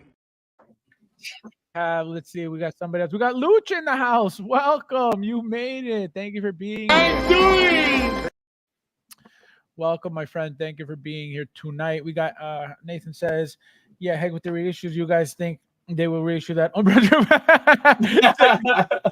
I'll pay for that lottery system. Yeah. Well, guys, Toys for Kiddos has them available right now. The Umbra Troopers for 500 and change, I believe. You got the coupon code, so use it if you want. But 500 and change is, for a trooper. God bless. Look at this lottery system now, and this new again, creating it's creating FOMO, right? They had a thing going where everyone had FOMO in 16, 17, 18, 19, like everyone had it. There wasn't one person who didn't have FOMO, so they had no problem with their pre-order system. Correct. Now it's not like that anymore. Not there's not people who are FOMOing as much, because look what's happening. You're buying a figure, and then a year later it's $200, $150 on eBay. Yeah. Why would you get burned and burned and burned again? Pre-orders are down. I can guarantee it. Well, everybody's expecting to hit the bargain bin in a year. Yeah. So everybody's doing that. Everybody's, not a lot of people, like you said, not a lot of people are pre-ordering at all. It makes sense. That's why, that whole wait list on Sideshow is a joke, right?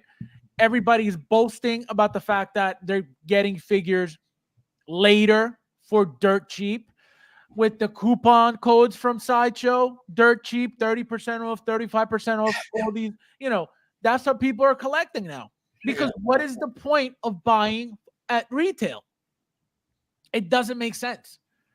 The problem with that is you're going to have crosshair situations where if you don't pre-order, hoping that you're going to get it for dirt cheap eventually, and you don't, you're going to be the guy in the groups going, hey, does anybody have this available for a reasonable price? Yeah, for a decent price. I hate those posts. Well, too, right? exactly. Those are the ones. God. Those are the ones who wait to get it in the bargain bin, and that's why they don't pre-order. And then they go in the groups begging, hoping that somebody will give them one.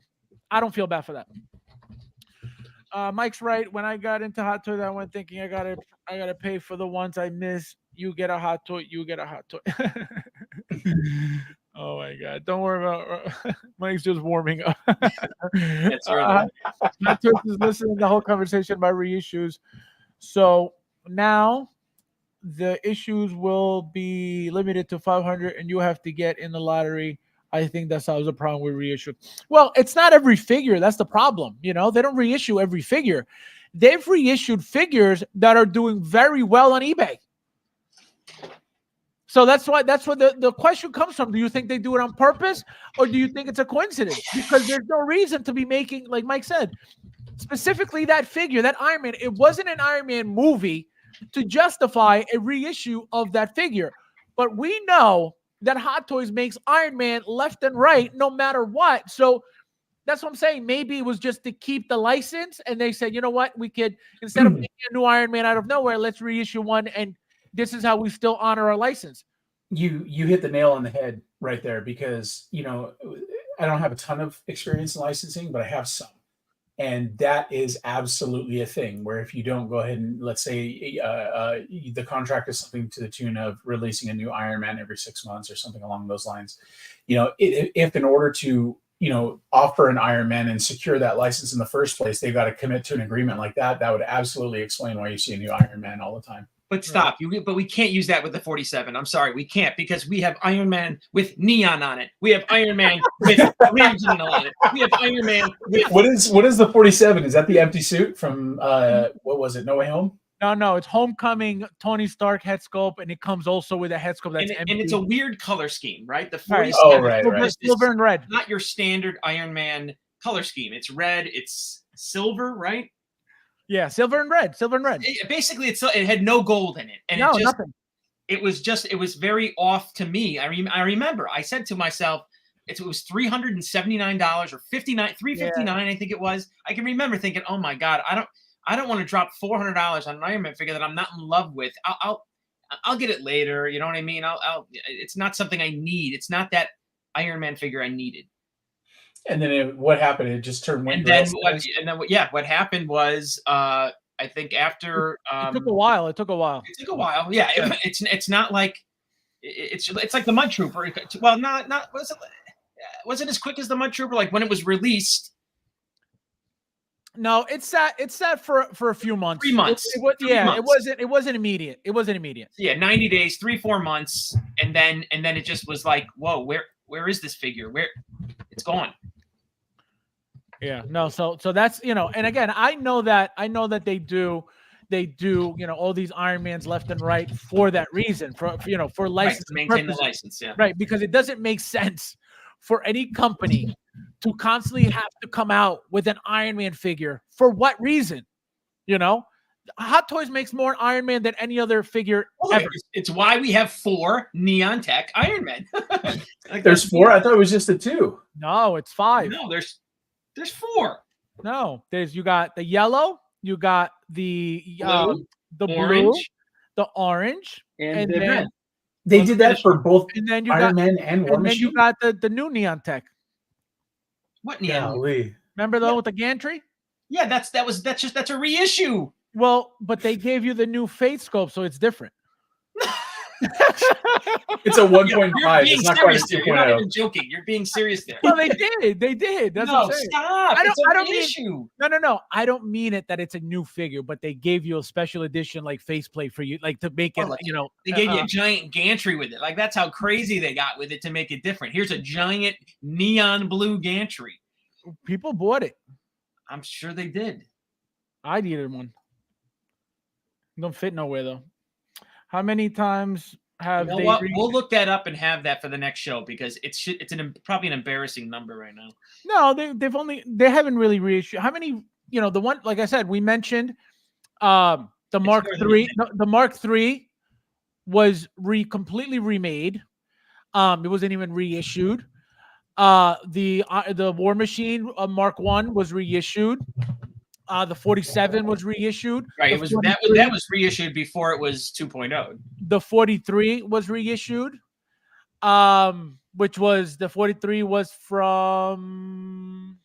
No, was it 43? 47? No, you're right. It was a 47. No, there's a 43. The one, what's the one that goes into the?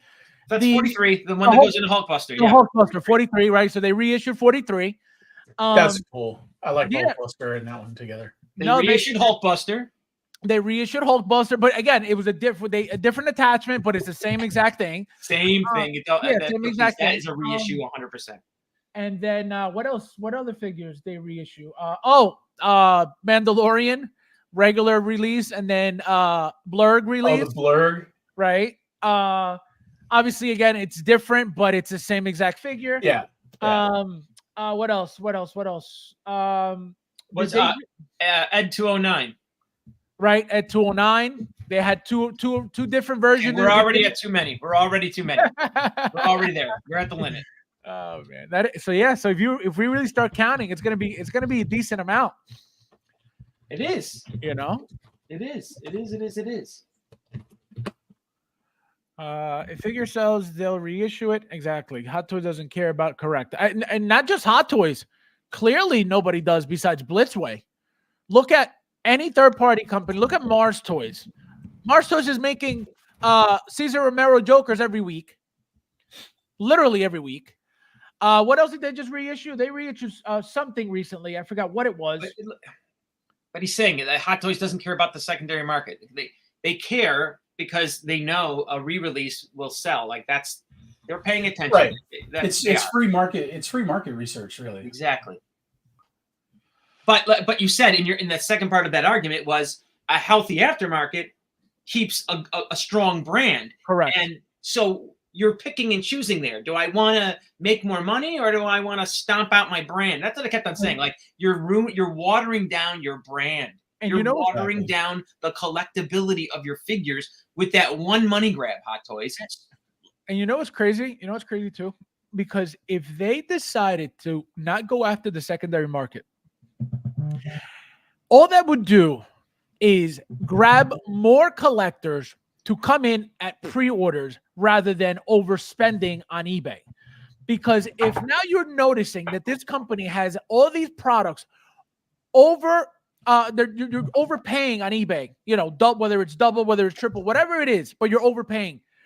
What that's going to make you do is, wait, let me see what these go for retail. And that's going to make other people just want to start buying at retail. And what does that do for Sideshow? Makes them more money for pre-orders. So I don't understand why Hot Toys did that, right? Obviously, again, we know, right? Money, period. But right, they're in business to make money, right? But like everyone makes that when I go off in my rant, but the ultimate is, well, Mike, they're a business. They're here to make money. Right, it's all a business.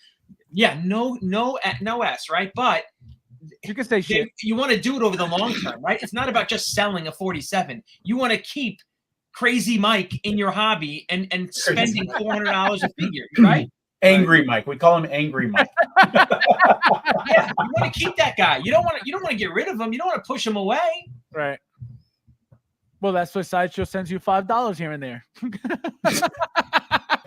Dude, can I say, right, when they say sign up for our event or register and whatnot, and you get a free coupon or whatever, when it comes back as $5 in rewards that expire in 3 weeks, like, I'm irritated that I even opened the text message. You know what I mean? It's like, I don't get out of bed for $5. Guys, please hit that like button. There's 41 of you guys in here. Thank you guys for being here as well. We got Bobo says, look at Jack Sparrow. All the old DX06 and 15s are for sale right now. My like button is broke. Tuli says 500 plus a trooper. What do you guys think of that? 515 for an Umbra?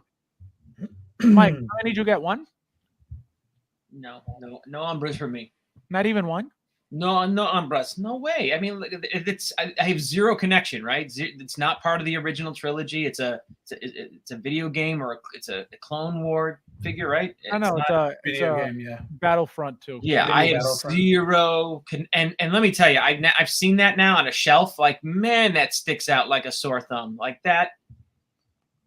No desire. Now, Carlos says, so from the old Star Wars, they have never done a reissue of Leia. They have never reissued any of those figures, any of those original figures at all. It's amazing that it hasn't happened. It's shocking, to be honest, that it hasn't happened. I think it has to do with... It's got to be licensing. I was just going to say exactly that. I was going to say it's got to be, a reason to not overflood the market with these characters, I believe. And remember, Carrie passed away since that figure was released, right. So that probably has something to do with it. The estate now. Well, I mean, look at what happened with. Oh, I see what you're saying. Yeah, because I was going to say, look at what happened with Balin, but that's a different situation, no? Yeah. I did up my allocation on that one. I'm expecting that one. They would make a ton of money by doing it. I mean, and look, it wouldn't be a reissue, right? I mean, they would have to do a new sculpt on that original New Hope Leia. Yeah. I wonder though, because they did all those Rogue One figures, but they didn't you think if they were going to reissue Leia, they would have done it under the Rogue One cigar band, you know what I mean? Because she was there at the very end. You know what I was going to say too? When I see this red, when I see like the second sister, second brother, I get annoyed with that because where they I think Star Wars like missed a big opportunity was in what's his name's crew? Who? Crew? Hondo? What's the oh my god. The guy from the Star Wars movies we hate, right? What's his name? The bad guy. Kylo Ren. Kylo Oh, Ren's the Knights crew. of Ren. Yes, the Knights of Ren. Wasted. That's such a missed opportunity, man. Huge. That was a missed opportunity for Give me the storytelling, okay, for character design, for costuming, for merchandising. That was so. You know what? Are you sure I can't say the F word, Fab? Are you sure? I'm 100%. Okay. Give us the figures, right? Okay. F Ryan Johnson. F him in the neck, in the ear, wherever you where you can fit in. That guy is a disgrace. Like I don't wish ill on anybody, but I'll wish ill on him all day long for what he did. There were so many, there was so much that could have been done with that movie, especially when they opened with, with Force Awakens was literally almost a shot-for-shot remake of A New Hope. And that's fine because all they had to do was refresh Star Wars, okay, and make you care about it again. That's all they had to accomplish with that movie, and they did it well. Okay, Rian Johnson came in and absolutely ruined any shot that we had at good storytelling, at merchandising, at absolutely everything. What, like the Knights of Ren and they weren't Sith? Let's tell that story, man. Let's tell that story all day long. No, instead we get, oh, Luke Skywalker doesn't care. Get out of here. But I want that. I want those figures. I want Knights of Ren before I want the 7th and 8th and 14th brother. Now, what do you guys think of this being a possibility for the dark side? That's right. That I feel like was another missed opportunity because Rey altogether was a missed opportunity, but that you could have done something more with that figure or with that story than they did. And like 4 seconds of screen time, really? What do you call this? Bilbo Rey? Bilbo Rey, there you go. So you guys don't think she'll ever be made by Hot Toys? Any possibilities at all? I mean, you could customize, right? You could, you could buy a Rey and then, totally easily customize and throw a yellow lightsaber, or, you could customize and make a dark Rey easy. For Zapco, we did Zapco did a custom dark side Rey for a client probably 4 months ago that turned out really well. So didn't involve very much paint, but buyer was like, this is what I want to accomplish with it. So he was very specific, but the figure came out pretty good. So. And then this is the fourth sister that you guys were talking about. Michael, you wouldn't get this? This is not appealing to you whatsoever? I'm just saying I want my money. I want the crew on my shelf over these guys. You know what I mean? Like because again, I'm at a point where I have to be choosy with my figures because my space is. Look, like I'm literally at the point where I might say, like, if with this new X-Men movie that comes out, like the new Phase 4 Marvel, like I might have to get out of Star Wars. Oh, because of too many characters to collect.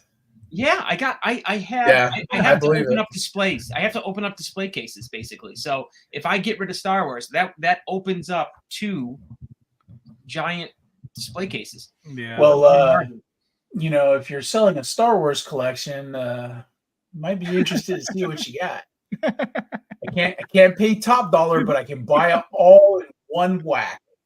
Oh my God. Now, Brandon, what do you think? So I learned from William because I don't know. Like I told you guys, I don't know this character at all. Sure, I'll talk Star Wars all day long, man. Hit me with a question. According to William, there are multiple looks of this guy. Okay, so obviously we're seeing them. We're seeing this look teased by Hot Toys. What are you happy with this look, or would you expect something different? I like it. I definitely think if we're gonna go dark side Star Killer, that's the look right there. Because the other one, there was one that was Vader outfit, right? This thing here. Yeah, I mean, a lot of it was inspired by Darth Vader. Gotcha. Because he's Darth Vader's secret apprentice. Right. So yeah, I think that's a great look for him. The other one, I think we would see this one just because this is the way that everybody knows the character. Okay. There was another look that was really kind of janky. It had like flesh, like grafted over metal parts. It was really almost like a horror style figure that they went in and they did with them. So I don't think we would see that look. This is the Star Killer look. If you're going to go dark side Star Killer, this is it. So this is like the most iconic, well-known look to it. Michael, do you like this look at all? Like, is this appealing to you? I mean, to be honest, I don't recognize this at all. Really? Yeah, this is not. I mean, because we're talking Star. Am I mixing up my figures then? Star Killer, isn't Star Killer the guy with the brown hair? The guy from the but this is so. If you make dark side choices in the game, then this is the look you wind up with by the very end. Okay, so he turns then into this basically. Yeah. Yeah, I don't. And then yeah, I guess I don't remember this. Because even the helmet looks kind of. It was like, literally at the very end. Like you only got to use this skin in the game if you started the game over again after you finished it. Yeah, I'm thinking. I guess his again that starting point look. You know. Right. That's start new game plus. Yeah, new game plus. There you go. He just looks like an average, a regular guy, regular Jedi. He said, Mike, W2F am I looking at? So, guys, our next topic, we got some releases that are very, very exciting. I don't know if you guys saw, but we got these guys out right now. So we got Mr. Knight, Social Toys, and we got Old Man Logan, right? So, guys, before we get into this topic, I got to show you guys something that I saw online and I took a screenshot. So shout out to whoever did this because this thing is gorgeous. And I'm going to tell you. So as you guys can see, I don't know who did this picture, but this actually, I see their name down here somewhere. I don't know what this is, but look at that. So as you can see, it looks like you could fit the head sculpt of the Social Toys Mr. Knight on the Hot Toys figure. And look how sexy that looks. It does. It is a really good look. That looks gorgeous. So what happened was, I obviously have one Moon Knight. I ended up ordering 2 Mr. Knights from Social Toys and an extra Moon Knight from Hot Toys to get every single look possible. So the reason why I got 2 Mr. Knights is because the figure comes with a rolled up sleeve shirt that goes under the vest to get the rolled up sleeve look with him, right? So it's going to be 2 Moon Knights, one like this, one with the regular look, and then 2 of these, one head sculpt and one like that. So Brandon, are you into this stuff at all or no? You know what? Here's the thing. Okay, I didn't watch the show. I don't know anything about the character. Seeing this figure and actually having one in my hands was the first exposure that I ever had to him. The Moon Knight figure. I could definitely. Funny enough, I actually bought one from Will. He hit me up. He'll hit me up every once in a while. Hey, I got these. This handful of figures if you want them all. So I got it from Will. I opened it up and looked at it and handled the figure and kind of, posed it up a little bit. It is an amazing figure. It really, really is. If we were excluding Star Wars stuff and I had to pick, like a top 5 for Marvel, this would definitely be one of them. I mean, even the way that the cape is wired, I don't remember what stuck out so much when I was handling it, but there's something about the way the cape. I think the cape, isn't it wired in like a bunch of different places across the back? Yeah, because that's what it was. Open it up like a And I'd never seen that before, and I thought that was bitchin'. That was absolutely fantastic. It is detail on that suit though. Oh yeah, it's obscene. The amount of detail is obscene, and I saw the rolled up sleeves version for So that you were talking about a second ago, and that even looks fantastic. So I mean, like I definitely I kind of hate that he's not a Star Wars character. You know what I mean? Like Moon Knight, Star Wars. Like, well, it's funny. You know what I was thinking about? You could use that head sculpt for a Poe Dameron. Yeah. So what I was gonna do was what I was gonna do was use a Luke Skywalker, the flight one. What's the orange pilot, the Empire pilot. Put that head sculpt on it and take some pictures with it, see how it looks. Maybe it'll look like Poe a little bit. So that's the name of this figure. It's not Mr. Knight because it's called Mr. Gentleman or something. The Gentleman. The Gentle Moon. Gentle, something like that. Yeah, I see it now. Okay. Oh man, I'm gonna buy one just for the head sculpt. Why you do this to me, Fab? He's hard to get now, isn't he? Huh? he? No, not at all. I got mine. I bought both of them. I bought. No, I'm saying the So Toys is easy. Yeah, I bought my What first. was the hard one then? I'm sorry. What's the hard one to get? We were struggling to find the one that I got. Remember? What do you mean the one that you got? Which one did you get? There's a third one that's hard to find. Oh no, I think you got the Eternal. Was it Eternal? No, the SB toy. No, you got something. What the hell was it? I know we found it on some random Hong Kong website. Yeah, what the hell was it? I don't remember which There's one. a third Moon Knight that we got coming. Yeah, but what was it? It was a third party though. Yeah, 100%. That's the one. That's the one that came with the Khonshu head, right? Yeah, I don't remember which one. I don't know. I don't remember now. Brandon, would you? Are you buying this? I honestly, looking at the head, I think I'm going to grab one just for the head sculpt. Well, I'm gonna really pull up. I was just showing the picture because it looks amazing. Like that look, I'm telling you, I have to display this look on my details. But I want to show you what it looks like. I don't know if you noticed, but I'm gonna go back to when the figure was announced to show you what it looks like, and it looks very, very good. Let me see. Where are you? Where are you? It looks here. It is. So look at this. So it comes with the extra shirt with rolled up sleeves. So I have to get that look also, and that's why I bought two. But here is the head sculpt close up. Look at that. Gorgeous. That's great, man. That really, really is great. They do a great. Social Toys is my favorite out of every single third-party company. Social Toys is my favorite. With scale, with the likenesses, with the hairs, with the price. Yo, their prices are incredible for the quality of figures that they make. So look at that. Another look.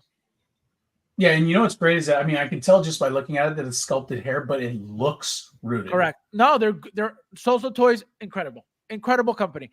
And again, the price, you can't beat their prices. This thing was like $150 something. The whole figure. Well, at least that's what I paid. I don't know what they have them on OSK, or we don't know. No, so he doesn't sell Social Toys. You have to go. I bought mine. So I bought my first one. So this is what happens. I buy my Social Toys on GiantToy.com. Rudy messages me. Shout out to Rudy. He says, "Hey, do you know they're shipping the Mr. Knights?" I said, "Oh no." I said, "Let me check my invoice." So I go on GiantToy.com. There is no invoice. I said, "Oh my God, they never got it." So Giant Toy is not carrying it. So I said, "Where am I going?" So I went right to kghobby.com. I bought my first one, like I said, 2 days ago. And today, when I saw this picture, I said, I have to get the second one for this look. And I bought the second one also today.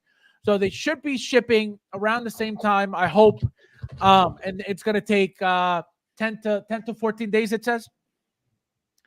So that's what I had to go through. But no, you can still get them right now on kghobby.com. I don't know who else has them, but that's where I bought mine. No, you know what? It was the So Toys one. So we were having trouble finding that, and I had to go to. So you know what it was? I think because we were looking for it on Giant Toy, we couldn't find it on there. Yep. Because we were looking one night. Yeah, I remember that. I remember that now. And we couldn't find it on Giant Toy because I only buy Social Toys on Giant Toy, and because they didn't have it, I was like, I'll wait for it to be on pre-order, and they never got it. So good thing, like I said, shout out to Rudy for reminding me that they were shipping because I was able to buy it right away. So how do you feel about it, Brandon? You like it a lot? I love it. I really, really do. I mean, if I was into collecting Marvel, it would be a day one pre-order for me. You know what I mean? The instant I saw it, I would jump on board. I mean, even like look at the fabric. You know what I mean? Like one thing that we know, and I think is kind of a universal rule, is that when you take a picture of a fig, it always looks like shit. It's never gonna represent what the figure looks like in person, in hand. And just looking at the photos, like I could even pick out some things about the Jack Sparrow, the AE that we were talking about earlier, that didn't represent very well. You know, they caught my attention, but it's going to be phenomenal in person. Right. I can't, like, there are no flaws with this one. I've been paging through the pictures for like the last 5 minutes, and it's a great figure. That head sculpt is amazing. Like you even get the hint of his 5 o'clock shadow in there. Yep. Like that's not a half-ass product. You know what I mean? That's the real deal. Correct. Now, question for you. So this actually, not to interrupt you, I'm sorry, but lastly, is that looking at this figure, like this is my first real exposure to So Toys. I generally don't look at third-party stuff, but this makes me rethink buying anything from Soso. Like this is if they do anything Star Wars related, I would definitely, I'm on board now. Just seeing this, They're you know, very. like, I'm telling you, like I said, this is my favorite. Really? Favorite at the moment. My favorite third-party company out of every single company that Mars Toys, Present Toys, Toys Era, Mhm. Toys Battalion. Out of every single company that I own, this is my favorite one. Everything about it, like I mentioned, the price, the scale, the likenesses of the things they make, the quality of the product that they make. So I'm very happy. But one thing I was going to point out, guys, pay attention to this neck. Okay? Pay attention to this neck because I think we're going to have a problem. So if you look at the neck, it's one piece. This whole head sculpt is see? Yeah, head with neck, sure. Right. So Why is that a problem? Look, this is the look I want to get. Great figure. So the problem is this. I'm going to show you in a second. I just noticed it. This is the problem. Look at what they did. So it looks like they either put a piece of cloth, a white cloth around the neck, around the collar to make it look like it's mummified or wrapped, because this is all full-blown neck. Right. So we need to modify it one way or another. Okay, so the way Hot Toys does this is there's usually like the bodies always have a chest cavity with a neck peg in it. Correct. Okay, and then you have a second neck. Funny enough, I just had one. I'll show you. Correct. No, I know exactly what you mean. But yeah, so that plugs in. So is the Moon Knight fig, is that on a neck peg or is it in the chest cavity? Oh, okay, I see. Basically, we're going to need to find a third-party cloth or part to wrap around the neck to make it look correct. And you know what's coming to mind that'll work is I shouldn't even say it because then everyone's going to go for it.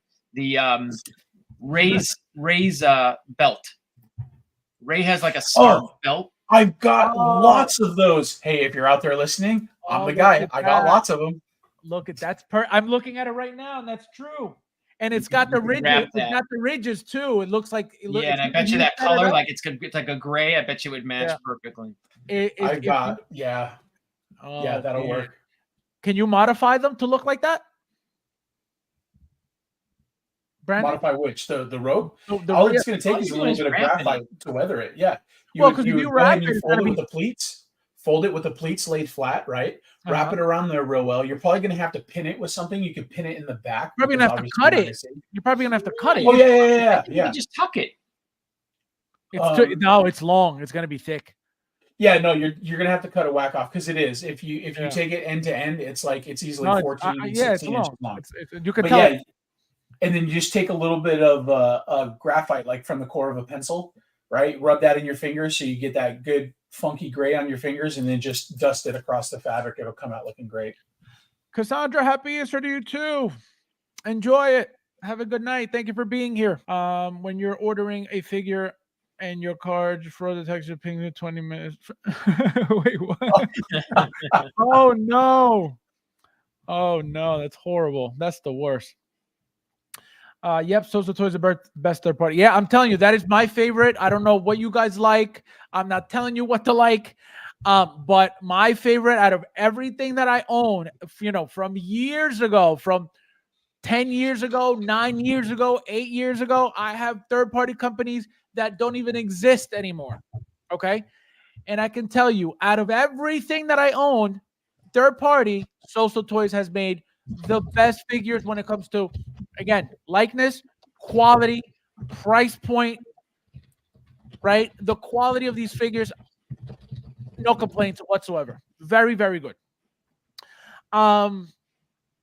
Let's see. So let's go back. Let's go back to where I was. Does Soso Toys not have a website? I can't find anything on them other than just buying their products. They don't have a website. They have Instagram. They have Instagram, and they have a Facebook group, I believe. What's their Instagram handle? Soso SOOSOOSST. Like any of the the American resellers, when they're selling their Soso toys, they're always marked up. You know what I mean? Because they have to. They bake in the cost to land them here and blah blah blah. So to get so toys like at a deal, like cheap, you got to buy them overseas. Right. Correct. And so it'll be like 220. It'll be 220 or 230 here if you bought it from one of the American reseller websites. But if you buy from, like, again, if it was on Giant Toys or Lion Rock, it's like 180. It's like right. 30 or 40, $50 cheaper. Yep. And another thing, what the hell was I going to say about the figure?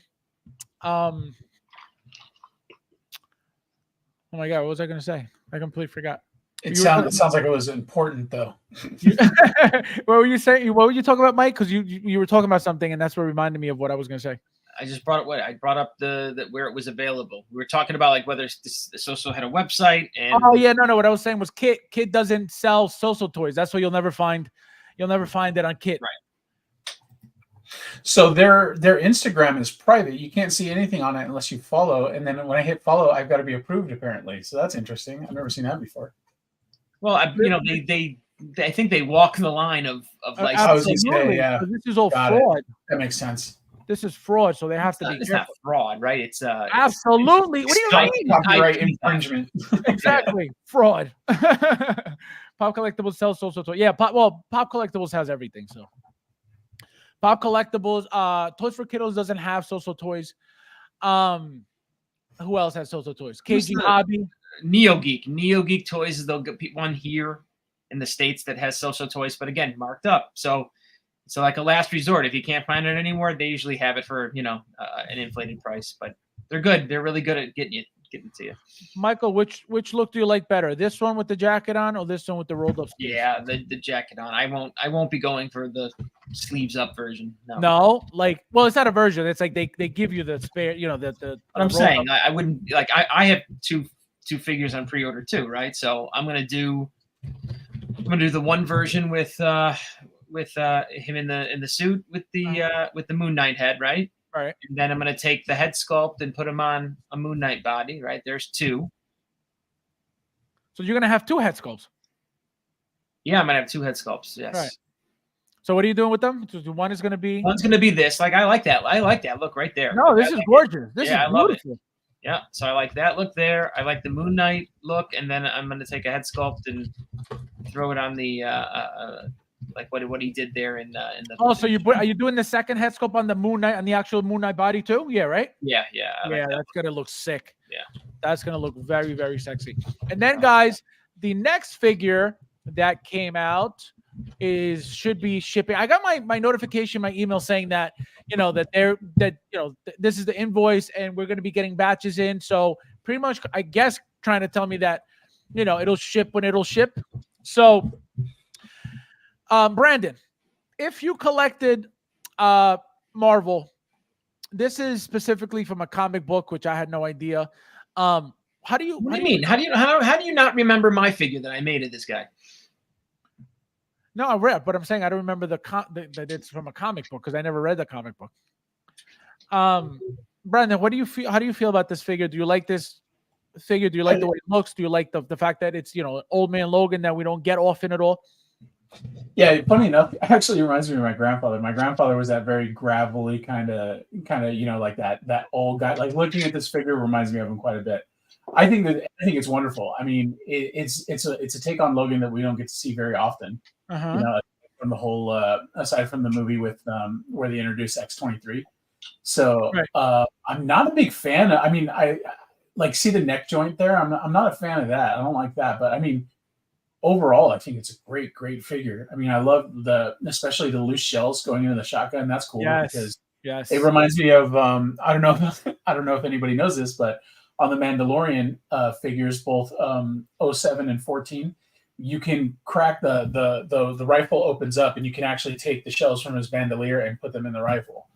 So like I'm a fan of that. Like it's attention to detail. It's just striking. It's something that catches your attention. Definitely pumps it. If you were to rate this 1 to 10, it's definitely a solid. I would give it a solid 7, maybe a 7.5. Really? Yeah, I think it's just a great. Like I'm kind of into cowboys and stuff too. Like I'm a big fan of Clint Eastwood, Pale Rider. It's definitely got that old school kind of vibe to it. I think it's great, man. It really, really is. It's just a good looking fig. I mean, they nailed, especially if you go back to the ones with the head sculpts. Yeah, I was trying to go back to like the original. You're like right there. That's perfect. Like, look at the beard on him. You know what I mean? Yeah. Like, it really stands out. It makes the figure pop. I mean, the weathering on the duster is fantastic. Like, look at the shroud across his back. Like, it's worn in the places where you would expect an article of clothing like that to get worn. Like, the sun hits it all day long. I can tell you this. Baby Hulk on the shoulder where it hangs. Yeah. I can tell you this. The fact that we're getting open hands with the blades out. Oh yeah. Okay, I wanted to say something about that, but I couldn't quite put my finger on what I liked about it, and that's what it is. Oh Absolutely. my God! Because everything is always close-fisted with Yes. the claws out. Yep. Now, like that is so sexy. That is so sexy looking like that. Michael, if you were to rate it, let's show the figure first. Hold on. No, I like it. I would give it a 9 out of 10. Are you buying this though or no? Oh yeah, like I would replace this head sculpt because I had the hell of a time finding my. This is like my old man Logan third-party jacket nonsense. That looks way better. Is that the Nightmare Batman's jacket? It is. Oh, I thought so. But I mean, yeah, he comes with the baby Hulk. It looks like, and yeah, it is the baby Hulk, which I didn't even expect. He's right there. Look at that. And I look at that head sculpt actually, like for the comic book or how he looks in the comic book, like exactly the same. Yeah, Steve McNiven is the comic book artist who. Yeah, who was it that showed me that? Yeah, look at that. That's great. Awesome. Yeah, that looks great to me. Somebody like, showed even me look at the root down where the hair hits the scalp. It's like even the hairline, the way it's receding on the edges there instead of the peak. Yep. Yeah, like that is just a great figure. I'm telling you, man, So Toys, they don't play around. And what is this list for? What's the SRP on this one? Try the same thing. KGHobby.com. No, actually, no. Giant Toy. Let's find out right now. Yeah, I'm trying to decide where I'm going to buy that So fig. Let me see if he's even available, which I doubt. Products, brands, So Toys. Oh, it's one word. Let me see. Nope, he's not available. Gone, huh? Nope, he gone. What's the name of what are they calling it? What are they calling that figure? Let me see. Old. SST045, but there's no name, of course. Let me find the original post, and hopefully they'll have it there with the with the silhouettes. Remember that? Here it is. Here is one. This is Old Man Logan. It's called SST45 Old Man Logan. They didn't hold back. They just said, "Here, we're gonna call it this." Call it what it is. So is this is the same brand that does like Cajun Card Dealer, right? Or is that a different? Same. Oh, okay. Yep. Gosh, that rogue makes me feel like I need a Gambit and Rogue pair. You know. No, the Rogue looks good. It's a lot of people didn't like Rogue at all, but she's great. Has it dropped yet, or the Rogue? Have you on the ball on that one? Yeah. Rogue has been out. Rogue was out last year, like 8 months ago. Got it. At least 8 months ago. Way more than that. We're ready. What? Almost April. So no, it's been probably a year now, maybe. Michael, you said you're getting this. You're only one of these? Yeah, I'll get one. Okay, I pre-ordered 2. I got 2 of these because so this is what I wanted to show you guys. So as you can see, this is one look, right? So he's got the long jacket, but he also comes with a second look with a shorter jacket that has, it looks like it's got like some type of like fur or let me see if I can find it. Here it is.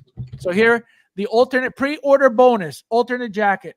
So it comes with the short jacket, right? And then it comes with the long jacket. Which one do you like more, Mike? It comes with the long one and the short one. I like that. Yeah, it's the long one. It's the long one all day long. So they're showing you the long one with the hat, right? And then they show you the short one with no hat. So it's 2 different looks for the jackets. Yeah, no interest whatsoever in that look. I mean, again, nothing, not to piss on it, but just that long coat and the hat, that's where it's at. Joker says, got my 73 Wolverine from Toasters Kiddo last night. I need adamantium claw forearms. Ooh, nice. So who made those? I don't know. Oh, from the new from the new figure. No, which figure made those claws? You're gonna need some third-party stuff, probably. Brandon, you don't know anything, right? You know, I was debating on whether or not to mention it, but there is a guy. I feel like his instant handle is can of beams, not beans like the beans. Yeah, no. The can of beams. He makes those accessories for the. Yeah, and like he does them. At least when I was following him, he was doing them for 12 scale. But I think there was talk about him getting into 6 scale. You could try reaching out there because he was also doing like replacement adamantium claws for all the Wolverines as well. So you could replace the rubbery kind of plasticky ones with like stainless steel that could actually cut somebody. You could replace them. He made kits to replace those. And but I feel like actually I asked him about 6 scale years and years ago, and it was something to do with his work getting stolen. Somebody stole his designs or Kit something. sells those hands. Kit sells hands with metal claws. Oh, does he? Yeah, like these claws here that I have on this figure are metal. But that's only the hands, not the full forearm. It's just right? it's just the hand. It's just the fist with the metal claws coming in. Yeah, and it's weird how they did that. You know what I mean? How they did the forearm with those bone claws rather than give you an extra set with the metal claws too. You know, even as a bonus, as an exclusive special edition bonus, instead of giving us that little dumb thing they gave us. You know what I mean? It was like the barrel of that machine gun, I think, or was it from the robot? That was a special edition gift, which was, you know, I thought it was dumb. And then here's more pictures. Is Pop Collectibles legit? They are, and they are when they want to be, and they're unreliable. How do they ship? Do you know how they ship? Have you used them? I've used them. They charge you $70. They ship FedEx. Yeah. Sorry, I hate FedEx. That's what I'm looking at. Like they have it like on a cheap price, but then if they clobber me over the head with $100 shipping. Yeah, no, they charge you $70 shipping. You know, Mike, if you want a really great experience, there's a website called where you can get all the stuff really quickly. It's called Toys Wonderland. If you want to check them out, I hear they're great. I don't mind them. I was gonna say you can't say that to Michael. Michael, tell him. Oh, are you a big TW fan? Well, I every time I've ordered, they've delivered without problem. Multiple times, multiple things, big things. I think I remember you saying that actually. Yeah. Yeah. Can you imagine? Everybody's getting so, but also, couple people from the chat that are in here right now, having tons of issues with them. You know, their stuff is very, very, very, very delayed. But they're getting their stuff, you know, slowly, but they're getting their stuff, which is all that matters, right? I'd rather get my stuff late than not get it at all. Look, it's not a complaint to me. Like, yeah. So they're getting their stuff. Again, it sucks that they got to wait so much, but they're getting their stuff. Let's see who's in here real quickly. I like what 16 Art says. He says Toys Wonderland knows not to F with Angry Mike. Daniel, how are you, my friend? Welcome. I'm doing. Thank you for being here. This could be true. I can tell Daniel and I are going to be friends out of the gate. No problem. Not if we imagine. That could be true. They're gonna what fun is easy. So here's March Smash. Here's more pictures, guys. So I love it. Here's on a horse. Can you imagine having a 1/6 scale horse for this figure? Well, the thing that makes it look like the belt, the shotgun shells, like the pistol, like all the to part that all out like with legit Hot Toy parts, it gets expensive. That's why like for this figure for $200, like it's solid value.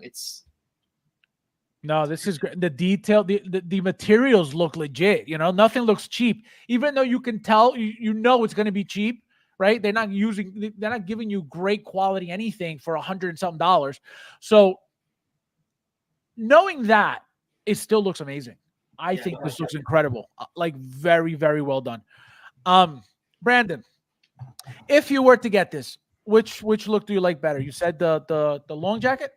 Yeah, that long jacket is where it's at, man. Like when I look at the two jackets, when we compare one shot to the other, one of them shouts Logan, and it's that one right there. The other one is just like it's like, I mean, I know it fits the era, it fits the style and everything else, but no, this is Wolverine. This is not that other jacket is not where it's at.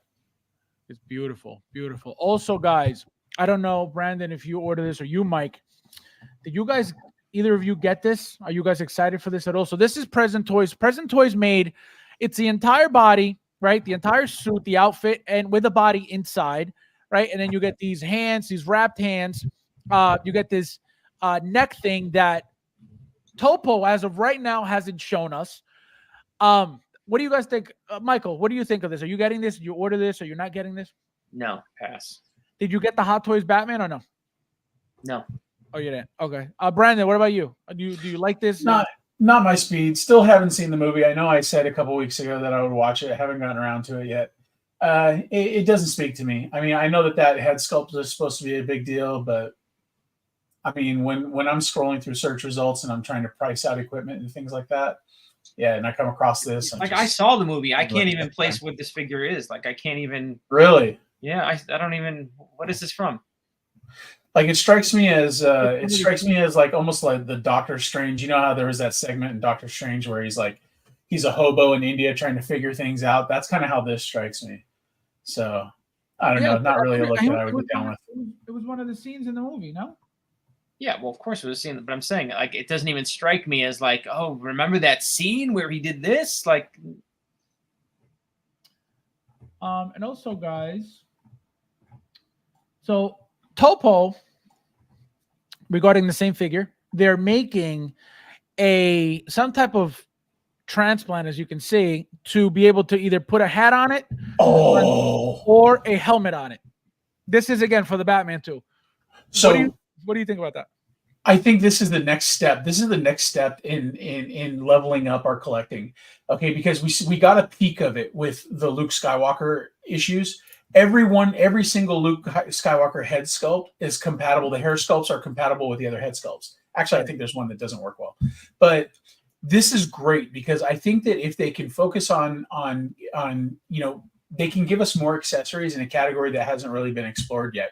And that's, the head portion, because you always get the head sculpt and it is what it is. That's it. In the case of Luke, you can pull the hair off and put the helmet on top of him and it kind of completes that look. But this is great because you'll be able to get more versatility out of the figure if you can swap and put that helmet on it, and then you can use the same head sculpt. That way you can see the face through the visor, I'm sure. And then you got different hair sculpts that you can put on it. You'll get a lot of traction out of your figure. Here, you know what? It's funny now. Bring me full screen. This is why we need stuff like this. Let me show you on this figure. So right. So in order to get this hat on this head, are you ready? Oh, how did you do that? I was gnawing at it with my teeth. Yeah, that's kind of what it looks like. Wait, so no, I mean, I'm bummed that you had to do that though. Wait, you did that? No, I mean, I'm sitting there with like a scalpel, and taking off chunks of his head to get the hat on. Oh my god! But was that old man Logan 2-pack figure?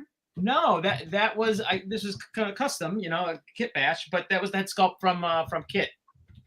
Oh, okay, yeah, because they made an old man double pack, third party company. I forget who made it. This one. It was two different. I have an extra one too. Yeah, and it's a good head sculpt. You know what I mean? No, It's from the it was decent. Yeah, it's from the where he was in that the limo suit. Yes, so one was bloody, one was all full of blood, one was clean. Yeah, and then he had a leather jacket look as well. Yeah. So you guys like this stuff, huh? Yeah, I dig it. I'm like, when Mike showed his figure and that butchered job on the head sculpt, like that one spoke to my soul. I'm trying to pull the pictures now on what I had to do to get a head sculpt to work on one of my. No, you can't do that to a Hot Toy head sculpt. With $100 head sculpt, I won't do that. But if I'm paying $25, $30, I have no problem. You'd be crazy to do that.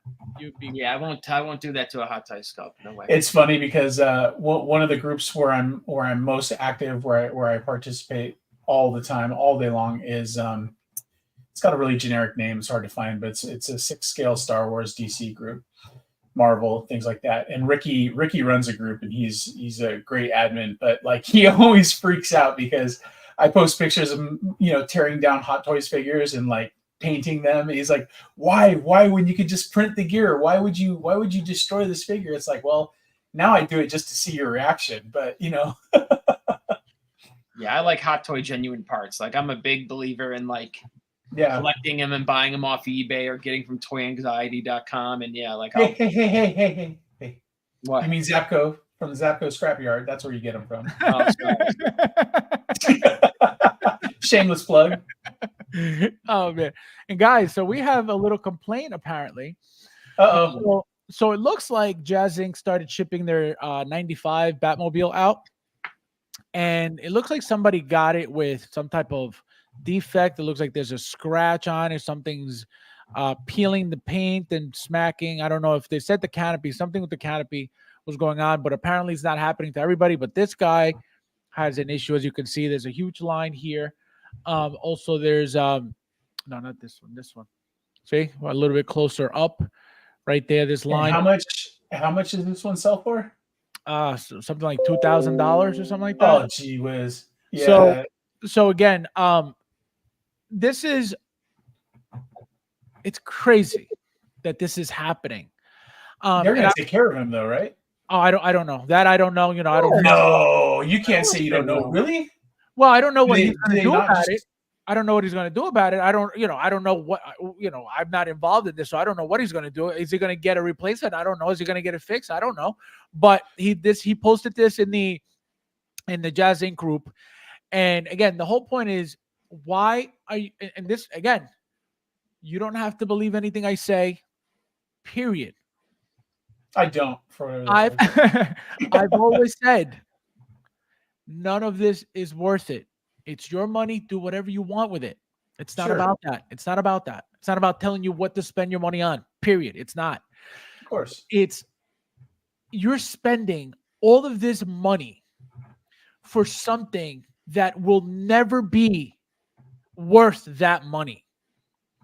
So, okay, so I'm going to interrupt you because I argue this point frequently. A thing is worth whatever somebody is willing to pay for it. That's just the end all be all.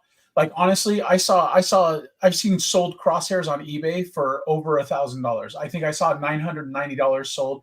And I mean, so that takes you to close to 1,200 when you're talking about shipping. So like, I don't like that argument, but I'll tell you this.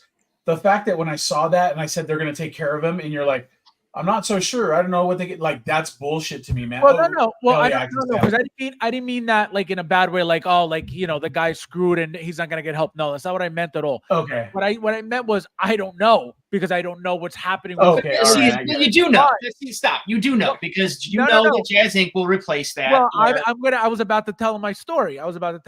So what happened to me personally with Jazz Inc., when my 66 came with the orange peel paint issue, he offered me a replacement or a partial refund. I had already waited for the thing. I was already, once I got it, I was very excited to get it. Once I opened it and I saw it was all messed up. I'm like, literally, I said, this will be my last vehicle with them. I will never spend a penny with them ever again, just because I was already annoyed. I messaged him immediately. He was a very, very adamant about replacing it. No, about replacing it. Okay. Like, he was pushing the replacement, which, again, I've never said anything bad about him personally or anything like that. It's just his products suck. But when it comes to his service, I never said anything bad about his service. And I've told you guys a billion times, he was offering me a replacement. He's like, I got my vehicle in November. He's like, oh, you'll get it in January. I was like, I don't want to wait another 2 months. You didn't want to wait. Well, I didn't want to wait. Number one, it was going to be a couple of months. Number two, if you saw the size of this box, why would you want to carry this box around to the post office or wherever you got to ship it back to? So that was reason number two, where I was like, I am not carrying this huge thing around to go ship this back. It's not happening. So he offered me $150 partial refund. I took it right away. And that was it. Because, again, I knew I was over it anyway. Like, there was nothing that he could have done to keep me as a customer, because my complaint is and will always be, let's just say, forget the money, right? Let's just say the vehicle's worth $200. No vehicle that is supposed to be brand new should ever leave the warehouse looking the way my vehicle left. That's my only Sure. complaint. That's my only complaint. That's Forget fair. the money. Forget the money. Forget that it was, whatever it was. Forget all that. Right? Again, that's why I lowered it to $200. Let's say it was $50. Right? Yeah. No, you're right. It should have never left the warehouse like that, because there is, especially knowing that it's an overseas thing. It's not like we're in the Netherlands where he's around the corner. This is something that's going worldwide. So do you give him any leeway if this happened in shipping? I mean, I don't think so. Doesn't that look like that happened in shipping? Doesn't that look like the clamshell was probably pushing down along that black line? Correct. So that's the thing. It's like, number one, frustration is happening. Okay. Period. If you just spend $2,000, it doesn't matter whose fault it is. You're gonna be like, what the hell? Because it's very obvious. It's not something that's like, oh, I could touch it up. If you could, then by all means, right? But now you got to look at this thing again. This is the canopy. So are you going to leave it open? Probably not. So is it really going to bother you? Probably not. That's okay. That's where we're going to divert, because I was with you up until that point. Here's the deal. So like I said, a thing is worth whatever somebody's willing to pay for it. But I think once you go over the $500 mark, then the expectations begin to increase exponentially. Like the more that you pay for an item, the better it needs to arrive. Okay, because and just like Mike said, do you give them any leeway? Or when he asked, do you give them any leeway if this is damaged from shipping? No, absolutely not. You don't give them any quarter, because at the end of the day, you paid beyond what I consider, and maybe what you consider as well, Fab, judging from your comments, is that you paid above top dollar. Okay, so not only should it come in and be perfect, but like the packaging for shipping should be a step above. Like everything about this needs to be high end. Correct. You know what I mean? It's like, if I want to buy a cheap version of books, like some of the collectible books that I have are outrageous. They're absolutely outrageous. And they come presented that way though. Like I go ahead, when I open my package and it's hand wrapped with a bow on it and everything else, like that makes me feel special. That makes me feel better about spending $700, $800, $900 on a book. So I think that there's a certain level of expectation that you have when you're spending, big dog money. You expect big dog delivery. So I don't think like this. I don't think that's acceptable by any stretch of the mind. I don't think you should ever, because here's the other part of it too. Yeah, there are people that can close that canopy and forget that it's there. Correct. But they're not the ones that are spending $2,000 on a display. Right. Okay, so at the end of the day, I think that when you're spending, when you're at that level of spending, then the expectations have to be higher. Correct. I mean, obviously, you're always going to have something unexpected that happen. UPS is notorious for kicking their boxes up a driveway, whatever. But at the same time, like if you're billing somebody out at $2,000 for a product, then it needs to be a $2,000 product from the beginning to the end, not just like the shipping was trash and that's why we went ahead and we got some damage on here. So again, I'm of the opinion of it that if it got that line on it, you know what I mean, and I don't like it, and if I call him and he's like, yeah, Mike, you know what, that part it can come right off. We'll send you that. You can stick it back. Different story. Yeah, I'll be appeased with that. You know what I mean? Sure. So I won't go posting pictures on the internet saying, look at the black line on my plate. But that's me. No, if I got in mine like this, I would not be, happy about this whatsoever. I would obviously be upset because, like you said, we're spending all this money. The packaging should be overprotecting this thing. Exactly. We should not be, having to complain about stuff like this, having to complain about loose axles and loose wheels and loose, shouldn't be happening not for that money. And if you don't want to make your vehicles have a problem with axles and wheels, then make it stationary where it's like a statue and it doesn't move. And there's your vehicle. Make the doors open, make the canopy open, make everything functional, but make a bottom base where it's just stationary and the wheels look real, but they're fake, right? Whatever you want to use, plastic, cement, whatever you feel like you need to, obviously not cement. But yeah, not literally, but whatever you want to use, right, to make the figure with less problems while giving us a vehicle that is worth that money. Because again, it's all about quality. To me, it's always been the quality, and it's always been about obviously getting your product as you should from the factory or from the warehouse or from wherever they come from. Sure. I hear Fabio secretly got yeah, okay. Out of your mind. I would never. And it's depressing too, because like, for example, I would have loved that 22 Batman, that Batmobile, right? I would have loved that for the Batman. Apparently now he's asking the in his group to see if anybody wants the RoboCop vehicle, the car, the police car, the OCP, police car. I would love that vehicle for my RoboCop. I would love it. But knowing what I'm going to be getting, I am not playing the game anymore because it's going to be disappointing. It never fails. Go ahead.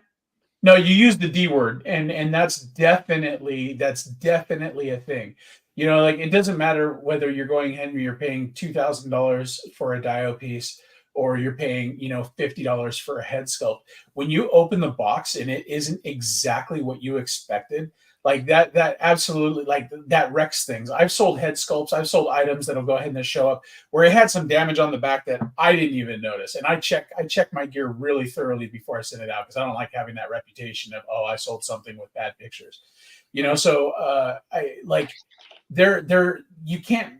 you can't forget that level of disappointment. There's something to be said for, when you have all the hype built up in your head, you're ready for it. You've been waiting for so long. You open it up and then there's something wrong with it. Like you're never going to get that first impression ever again. Correct. So I think that if that goes miles, that goes a long way. Like I'll go ahead and I'll tighten somebody up simply because, it didn't, whatever it was that they bought didn't meet their expectations. It's like, all right, well, let me take care of you really quickly and at least take some of the sting out of that disappointment.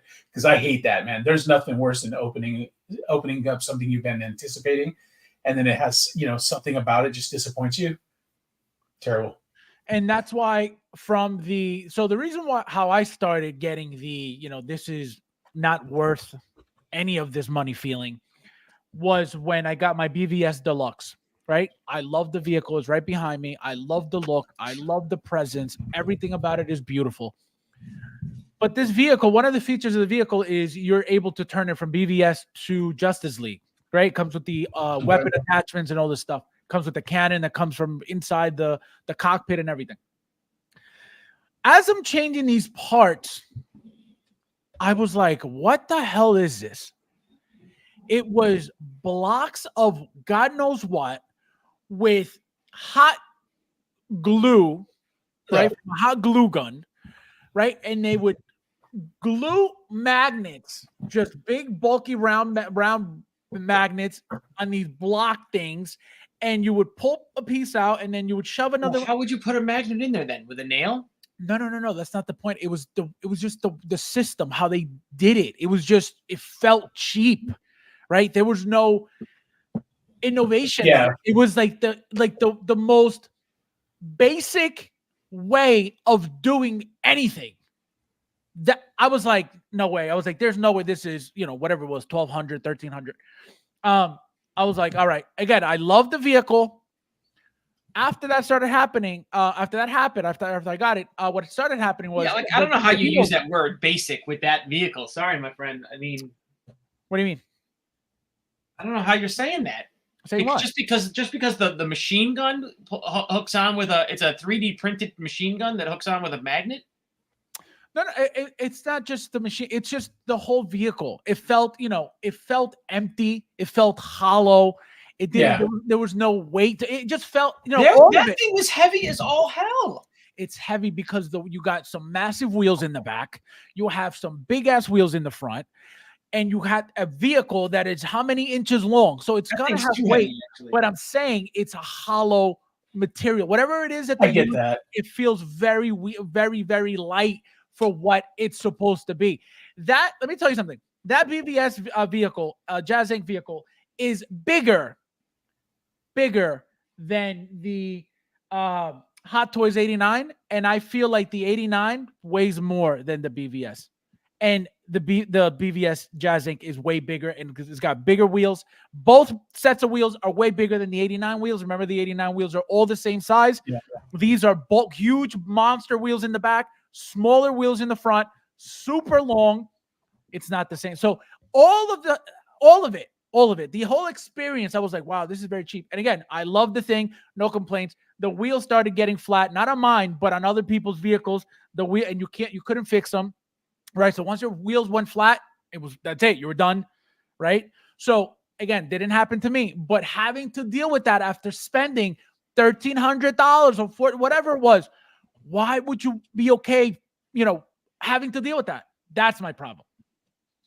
Yeah, and I get that. I've spoken about this before, but when I got my first Hot Toys figure was a 40th anniversary Boba Fett, and then the next 6 scale figure I got was the Sideshow Return of the Jedi Luke. And I'll tell you, that Luke, I couldn't put my finger on it for probably a week. And it just, at the end of the day, their bodies are hollow. They're full of air in the center, and Hot Toys ones aren't. They're injected all the way through. Wait, which bodies are you talking about? The body on the Hot Toys figures. This one specifically was a 40th anniversary Boba Fett.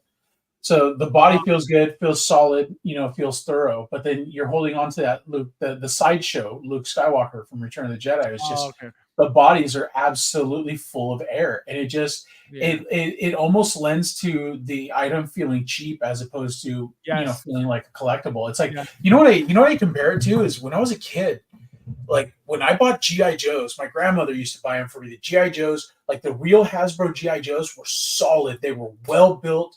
They were injection molded, so that way they were thick all the way through. It had weight. The joints were tight, and they stayed tight for a while. But then, there was J.I. Joes that you would get in the supermarket.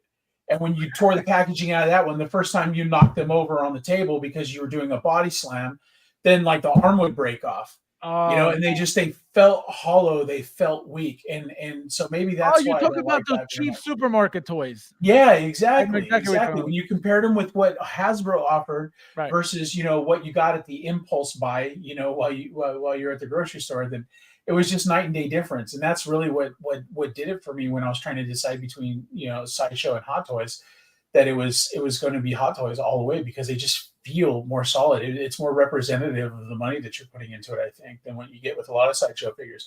Now, recently, Sideshow figures have gotten quite a bit better. Even the newer release of Luke Skywalker is better than that one was 2 years ago. But yeah, is Sideshow still making Star Wars stuff? They just dropped. What did they drop that was kind of big recently? I don't remember, but they dropped something that was pretty big. Funny enough, I get an opportunity to get them at a decent price. General Grievous by Sideshow, even with that history of the bad joints and everything else, people still want it. It's still a great figure. It's just had issues online. Stop. No, you know what, man? It's a good thing. It's just it's a nightmare to pose. If we're gonna call it the Jazz Inc. Batmobile Basic, we cannot call General Grievous Sideshow a good figure. Though, like magnets and magnetic hilts, magnets in the hands, I thought that was pretty great. Magnets in the hands. Yeah, General Grievous has magnets in his hands. That way, he holds the lightsabers more. They're more solid in his hand. The Sideshow one. Mm-hmm. Oh, that's weird. I did when I put my lightsabers on. It felt like I had to clamp them with his long fingers because there was no magnets there. Really? Yeah, I didn't feel it. The last one I had, they would snap right in. At least I didn't feel it. All right, guys, and we have the figure of the week tonight, so we're gonna get the wheel going. And we explained the game to Brandon earlier, so so obviously Brandon collects Star Wars, so we're gonna whatever lands on Star Wars is gonna be Brandon. So the wheel, guys. The wheel. All right, so Star Wars male. Star Wars male. I've been sitting here picking out Star Wars females for a while. And you know what? That's funny. Star Wars male.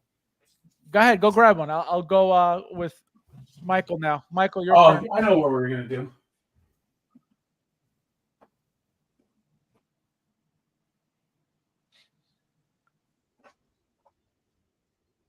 Stop. Star Wars male. Another one? No. If it does a Star Wars male again. Again. Oh no, DC female. Go. DC female. Wonder Woman. Yeah, really. Like, who else is there? All right, my turn. and then we'll bring them together, and then we'll talk about them. DC female. Ooh, DC female too. No, I'll do another one. But we could do all different ones. Let's go. Come on, man. Why is this repeated all the time?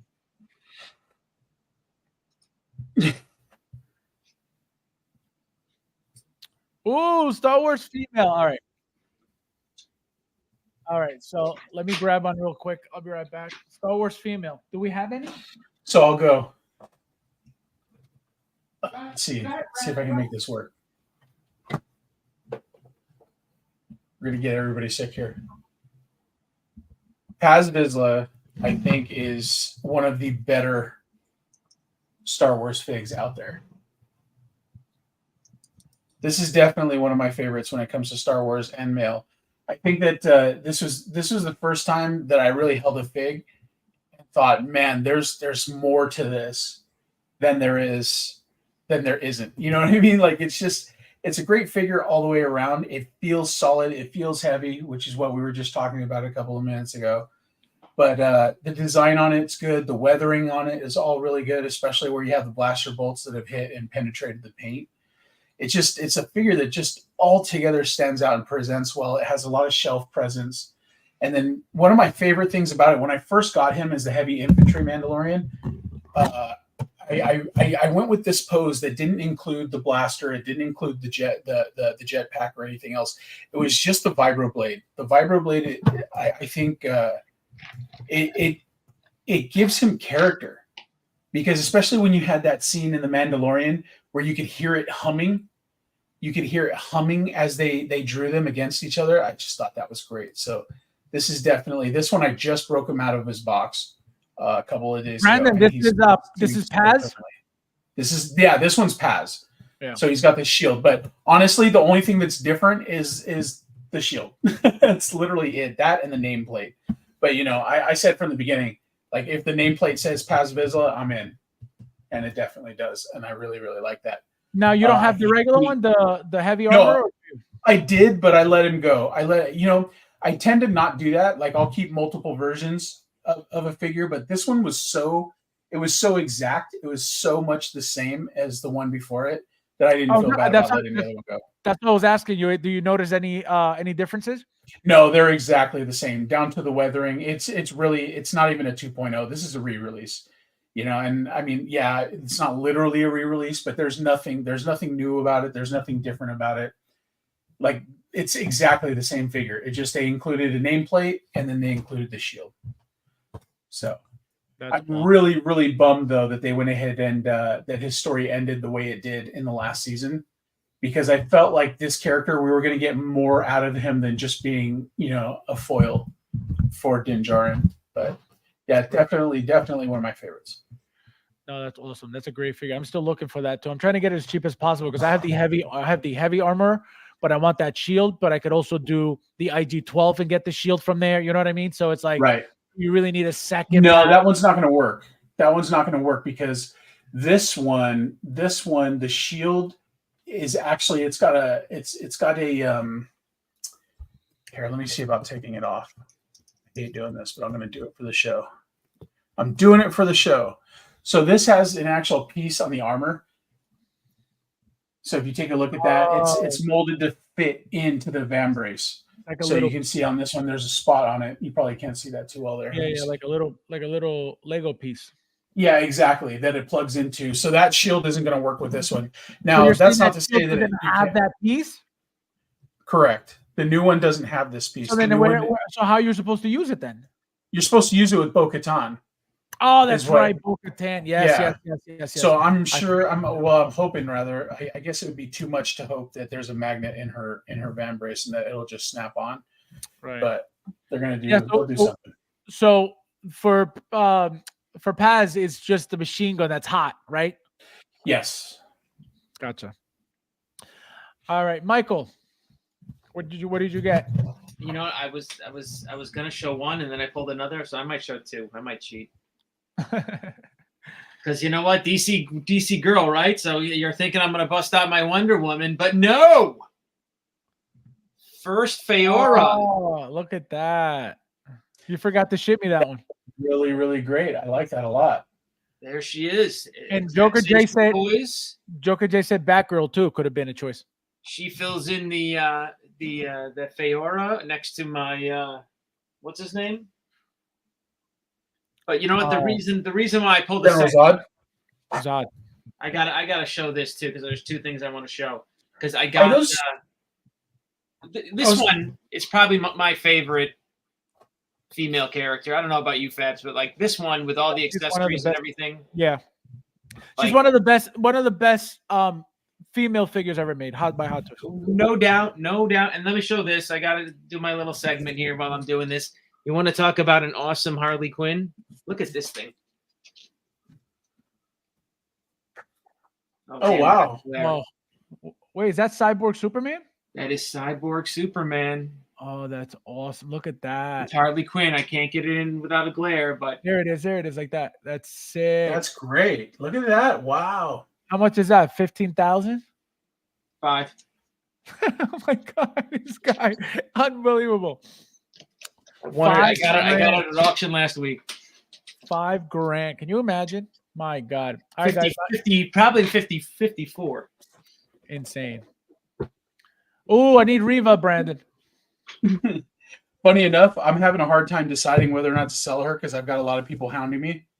I can't decide whether I want to sell her whole or part her out because I'm really, really super interested to see what her parts can do. But I want to share a little. Well, I want to show you guys. I want to show you guys something real quick before my turn, because I think everybody deserves to see this. I think this is a great picture. And when I saw the picture, I was like, "Oh my God, this is incredible!" Actually, let me find it. I was actually very surprised that somebody even did that. That never crossed my mind, and I was like, "Holy cow!" Wait, let me see if I can find it. No, it's not here. Give me a second, guys. Give me 1 second. Let me see. I know you guys are watching me manhandle this fig over here, but yeah, I don't treat your gear this way. Mine, your gear, your stuff, no. Yeah, don't mess it up if you're gonna send it to me. Let me see. Guys, can somebody send me, anybody in the chat, can somebody send me that picture of Anakin and the picture I sent you guys of Anakin and what's your name? And Padme, please. Yeah, I can't find it. I don't know. Oh, is that the one with the Obi-Wan Kenobi Vader? Yes. Is that the one you're talking about? Yeah. Is that a great image or what? That is awesome. I saw that. I was like, I sent it to the guys. I said, guys, please don't copy me. It wasn't even my picture. Dude, like I'm doing that. That is absolutely. That's why I need Reva now. I would love 2 Revas and two Padmes now. Oh yeah. That's a done deal. In fact, you kind of read my mind where I was going with this. Oh my God, gorgeous, man. That picture looked incredible. Oh, look at that, guys. Here we go. I'll get you a better angle in just a second. I just want to pose her a little bit. Her head. So this, bro, the head so fits on here. That's sick. So this is a Black Widow snowsuit. I've been sitting on this head for a literal year. And it's like I just commissioned the Mara Jade that this head is going to go to. I just commissioned it like 3 months ago. Bro, doesn't it? That looks sick. It really, really does. Like I wish more than anything I had a purple lightsaber. My Revan came with a purple lightsaber, but I smashed it by accident. You know what the craziest part is? She has a braid like Chin. I know. I know. Sick. I'm telling you, dude, like this head, I see this head sell on eBay. Every once in a while, I'll go look. It's not very frequent, but this head sells on eBay for like $150, man. It's ridiculous. You buy the whole fig for that almost. But it's such a perfect, like even the scowl, she's got a hint of a scowl on her face. You know, that it's just so perfect for Mara Jade. I'm trying to get the light here just right. Shout out to Joker J. He sent me the picture. Thank you, my friend. Yeah. I got it. Guys, I hope you haven't seen it so you can see it for the first time right now. It's gonna blow your socks off. It's so sexy. I know. I love it so much, man. I absolutely love that picture.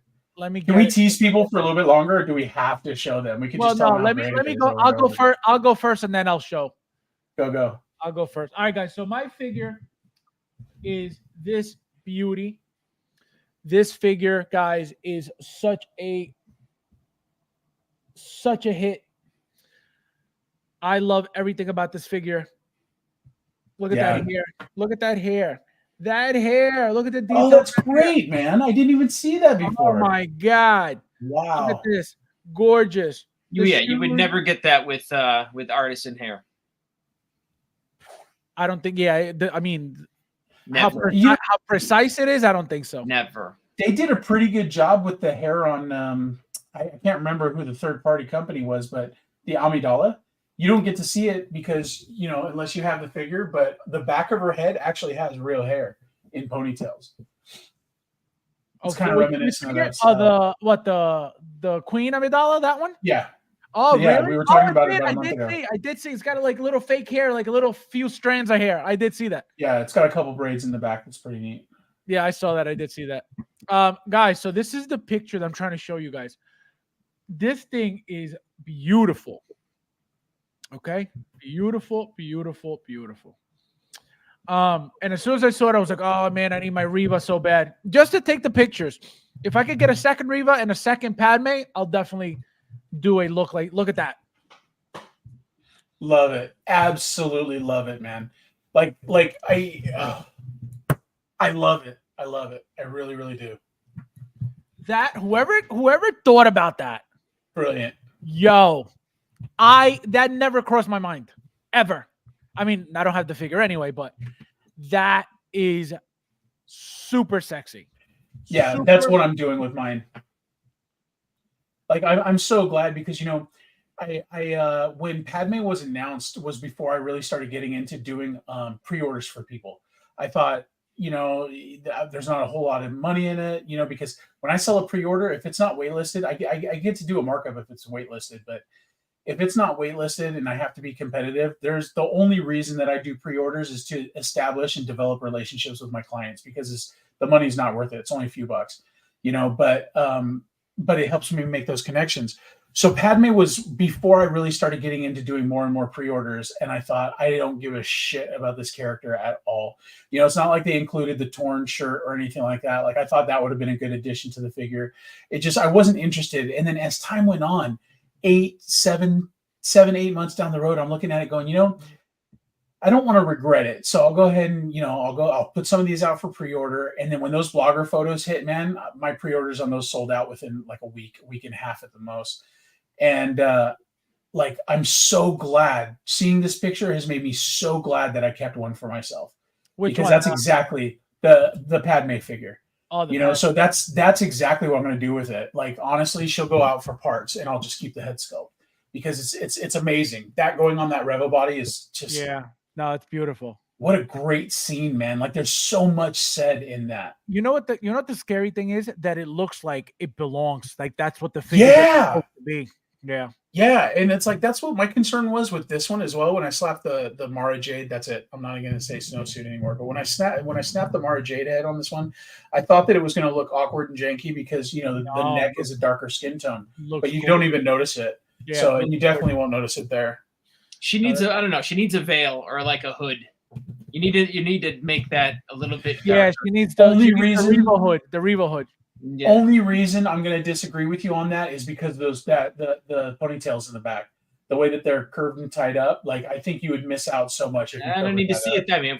If we're going into this fantasy version of her, you know what I mean, where she's gone dark, right? You know what I mean. She's probably not going to take time doing her hair. What turned out really, really well too that I wasn't expecting is I saw somebody put the robe that comes with Reva. They put the robe on a Casca Reeves with the hood pulled over it, and I thought that was awesome too. Like I'm going to redo my Casca display. What's funny? I almost just put Padme's head on Casca Reeves just now, just for fun, and I was like, it's probably going to take a while to swap, so I was like, I'm not even going to bother. But I almost did it just now, just to see if it was going to work. But yeah, guys, we did it. Brandon, anything coming up? You have anything going on? Oh man, I'm working on a new inventory system. That way I can go ahead and tighten up I don't know if you can notice, but this week there's like 6 fewer boxes over here on the mess of bed table than there were. But so I got that going on. That's why, if it's taking me a little bit longer to get back to messages, or if it looks like I'm not posting in the groups right now, I'm buried in building this new inventory system. I'm expecting to have a big announcement next week. We'll see how it goes. Definitely ready on my side. I'm just waiting on a couple more things to happen, but we'll see if we can fire that off on next week's show. Awesome. She needs some heavy battle damage. Oh, that'd be sick. Imagine that. Yeah, like a scar would be sweet. Imagine her giving her a Star Killer helmet. Oh, get out! Helmet. I don't want to go that far. Where can we see his inventory? We'll save that for you have to come back next week, Miami. Week. Stay tuned, Chris. Stay tuned. Brandon, I need a Padme's left leg. I've got a body that I have a left leg that I can pull off for you, no problem. He said no problem. Michael. What's funny is that I did have somebody reach out and they were like, yeah, the left arm on this figure is broken. I'm like, yeah, I mean, I could sell you just the left arm if you want, but honestly, it's not worth it, for what you would pay for the whole body. You could just pop them out, right? It's like exactly. Joint, yeah. Yeah, and I'm like, okay, yeah, no, I guess I could do that for you. He wanted to buy the whole body because the price was so similar. But then I had somebody hit me up today for the same figure, and they wanted the opposite arm. And I'm like, this has got to be a joke. Somebody's got to be trolling me over this. Also, guys, if you're looking for any body swaps, Luch in the house is doing them. So if you need sewing done, he'll do it for you. Really? Absolutely. Oh, you got to see his sewing skills. He learned to sew just to be able to strictly body swap. And once he's done with the body swap, his stitching is immaculate. Like, so perfectly done. And another thing he does, he'll do it with different colored thread. So he did, the one I remember is he did a snowsuit Black Widow with red stitching in the back. No kidding. Sick. Because remember, she's got red on her suit. So it looked like it was part of her suit. Sick.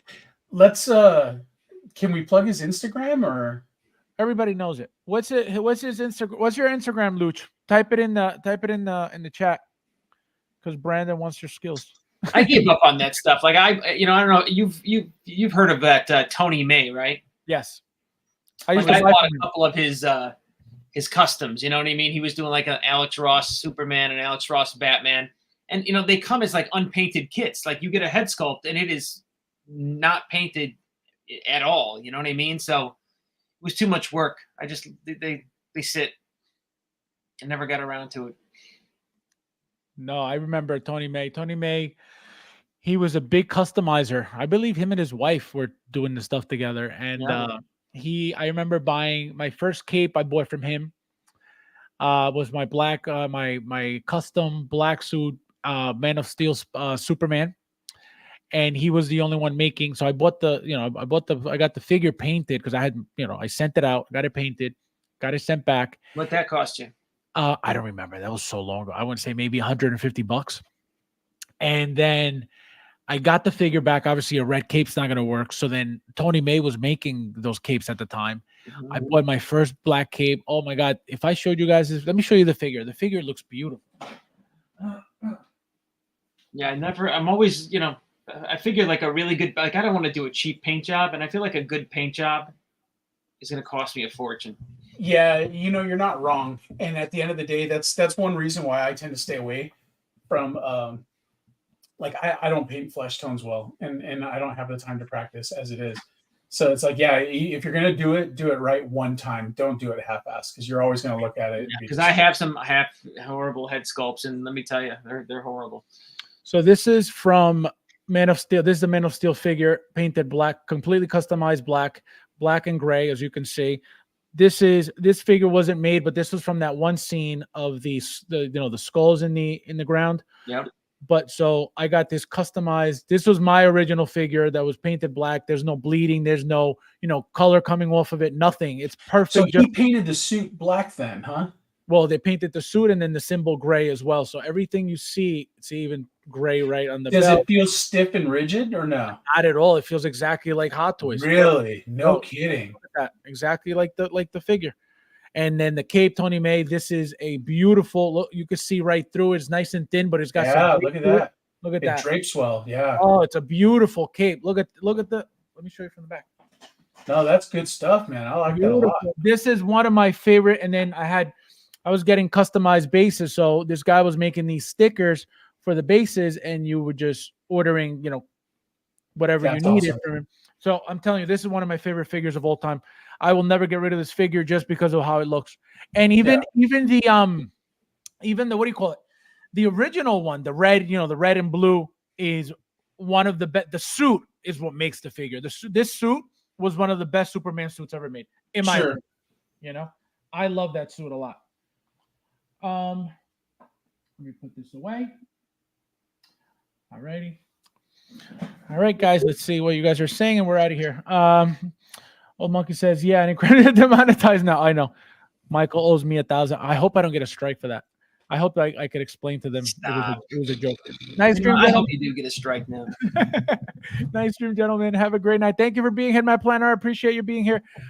Great show tonight, guys. Hobby, thank you for being here, my friend. I appreciate it. Yo, did you guys see the new Soups outfit? No? Which Soups? Great show. And no one was roasted. This guy. Well, no one except for Sideshow and Hot Toys. Oh, wait. Let me see. Let's see, Joker. What you saying? Ooh, guys, you got to see this. You got to see this before we leave. From Joker J.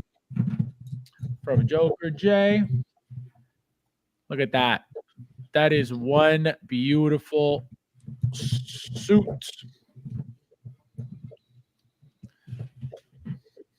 So who is this from, Joker J? So this is the new actor who's going to replace what's his name? I guess. Why would they have replaced him? I thought Henry. I mean, granted, I don't watch DC movies, so I don't know if he was a great Superman. You're right. He's perfectly typecast. So you're right. Yeah. Tony P, have a good night, my friend. They should have done movie after movie. There should have been Superman 3, 4, and 5 with what's his name? Henry Cavill. Yeah. Rumor is though is that he's doing something with the X-Men. Was it X-Men? I know it's a Marvel prop. I heard. I mean, he's a good actor, and I felt he was like a perfect Superman too. Well, isn't there talk that he could be Wolverine? Oh, that's who he's playing, I think. I hate that. Like, funny is that I couldn't really articulate it until my brother pointed it out. But Wolverine was always hunched over and little. Yes, like Wolverine was always small, and I feel like with you put Henry Cavill in there, you put not gonna match. Yeah, exactly. It's like Wolverine. Part of where his name comes from, like Wolverines are small animals, and they're vicious, they're ferocious. That's kind of some of that's the idea behind the character. So going with somebody who's like big and tall and stuff, I just don't get it. Cyclops was almost 7 feet tall. Wolverine was like 5 feet if he was standing straight up. And like exactly what you mentioned. He's always like this, and even in the video games, he walks like this. You know what I mean? And he's never standing up straight. He's always like this, ready for something. So that makes sense. Let me see. Reddit not final. I'm hearing Sinister. Ooh. Oh, maybe he's going to be Mr. Sinister. That would be cool. I get down behind that. Sure. Rumors that he could be Dr. Doom. Ooh. He's a good actor. He could pull pretty much anything off, I think. There's talk Mr. Sinister. Look at that. That's crazy. That'd be interesting, though, Mr. Sinister. I mean, I think it actually makes sense to like make him somebody that maybe they kill or a bad guy that he gets defeated, so he's one and done. All right, guys. Well, like I said, we did it. Thank you guys for being here. Thank you guys for being so active in the chat. Guys, we'll be back at 1-ish tomorrow. We're going to stream on Easter, just, about an hour or so with the real ones. We didn't stream last week, so we will tomorrow. So stay tuned. We'll see you guys tomorrow, 1-ish. Stay, just be aware that I'll probably set up the link tonight just so you guys get the notification for tomorrow, so you guys don't forget. So I'll see you guys tomorrow. Happy Easter. And as always, thank you guys for watching, and I'll see you in the next one.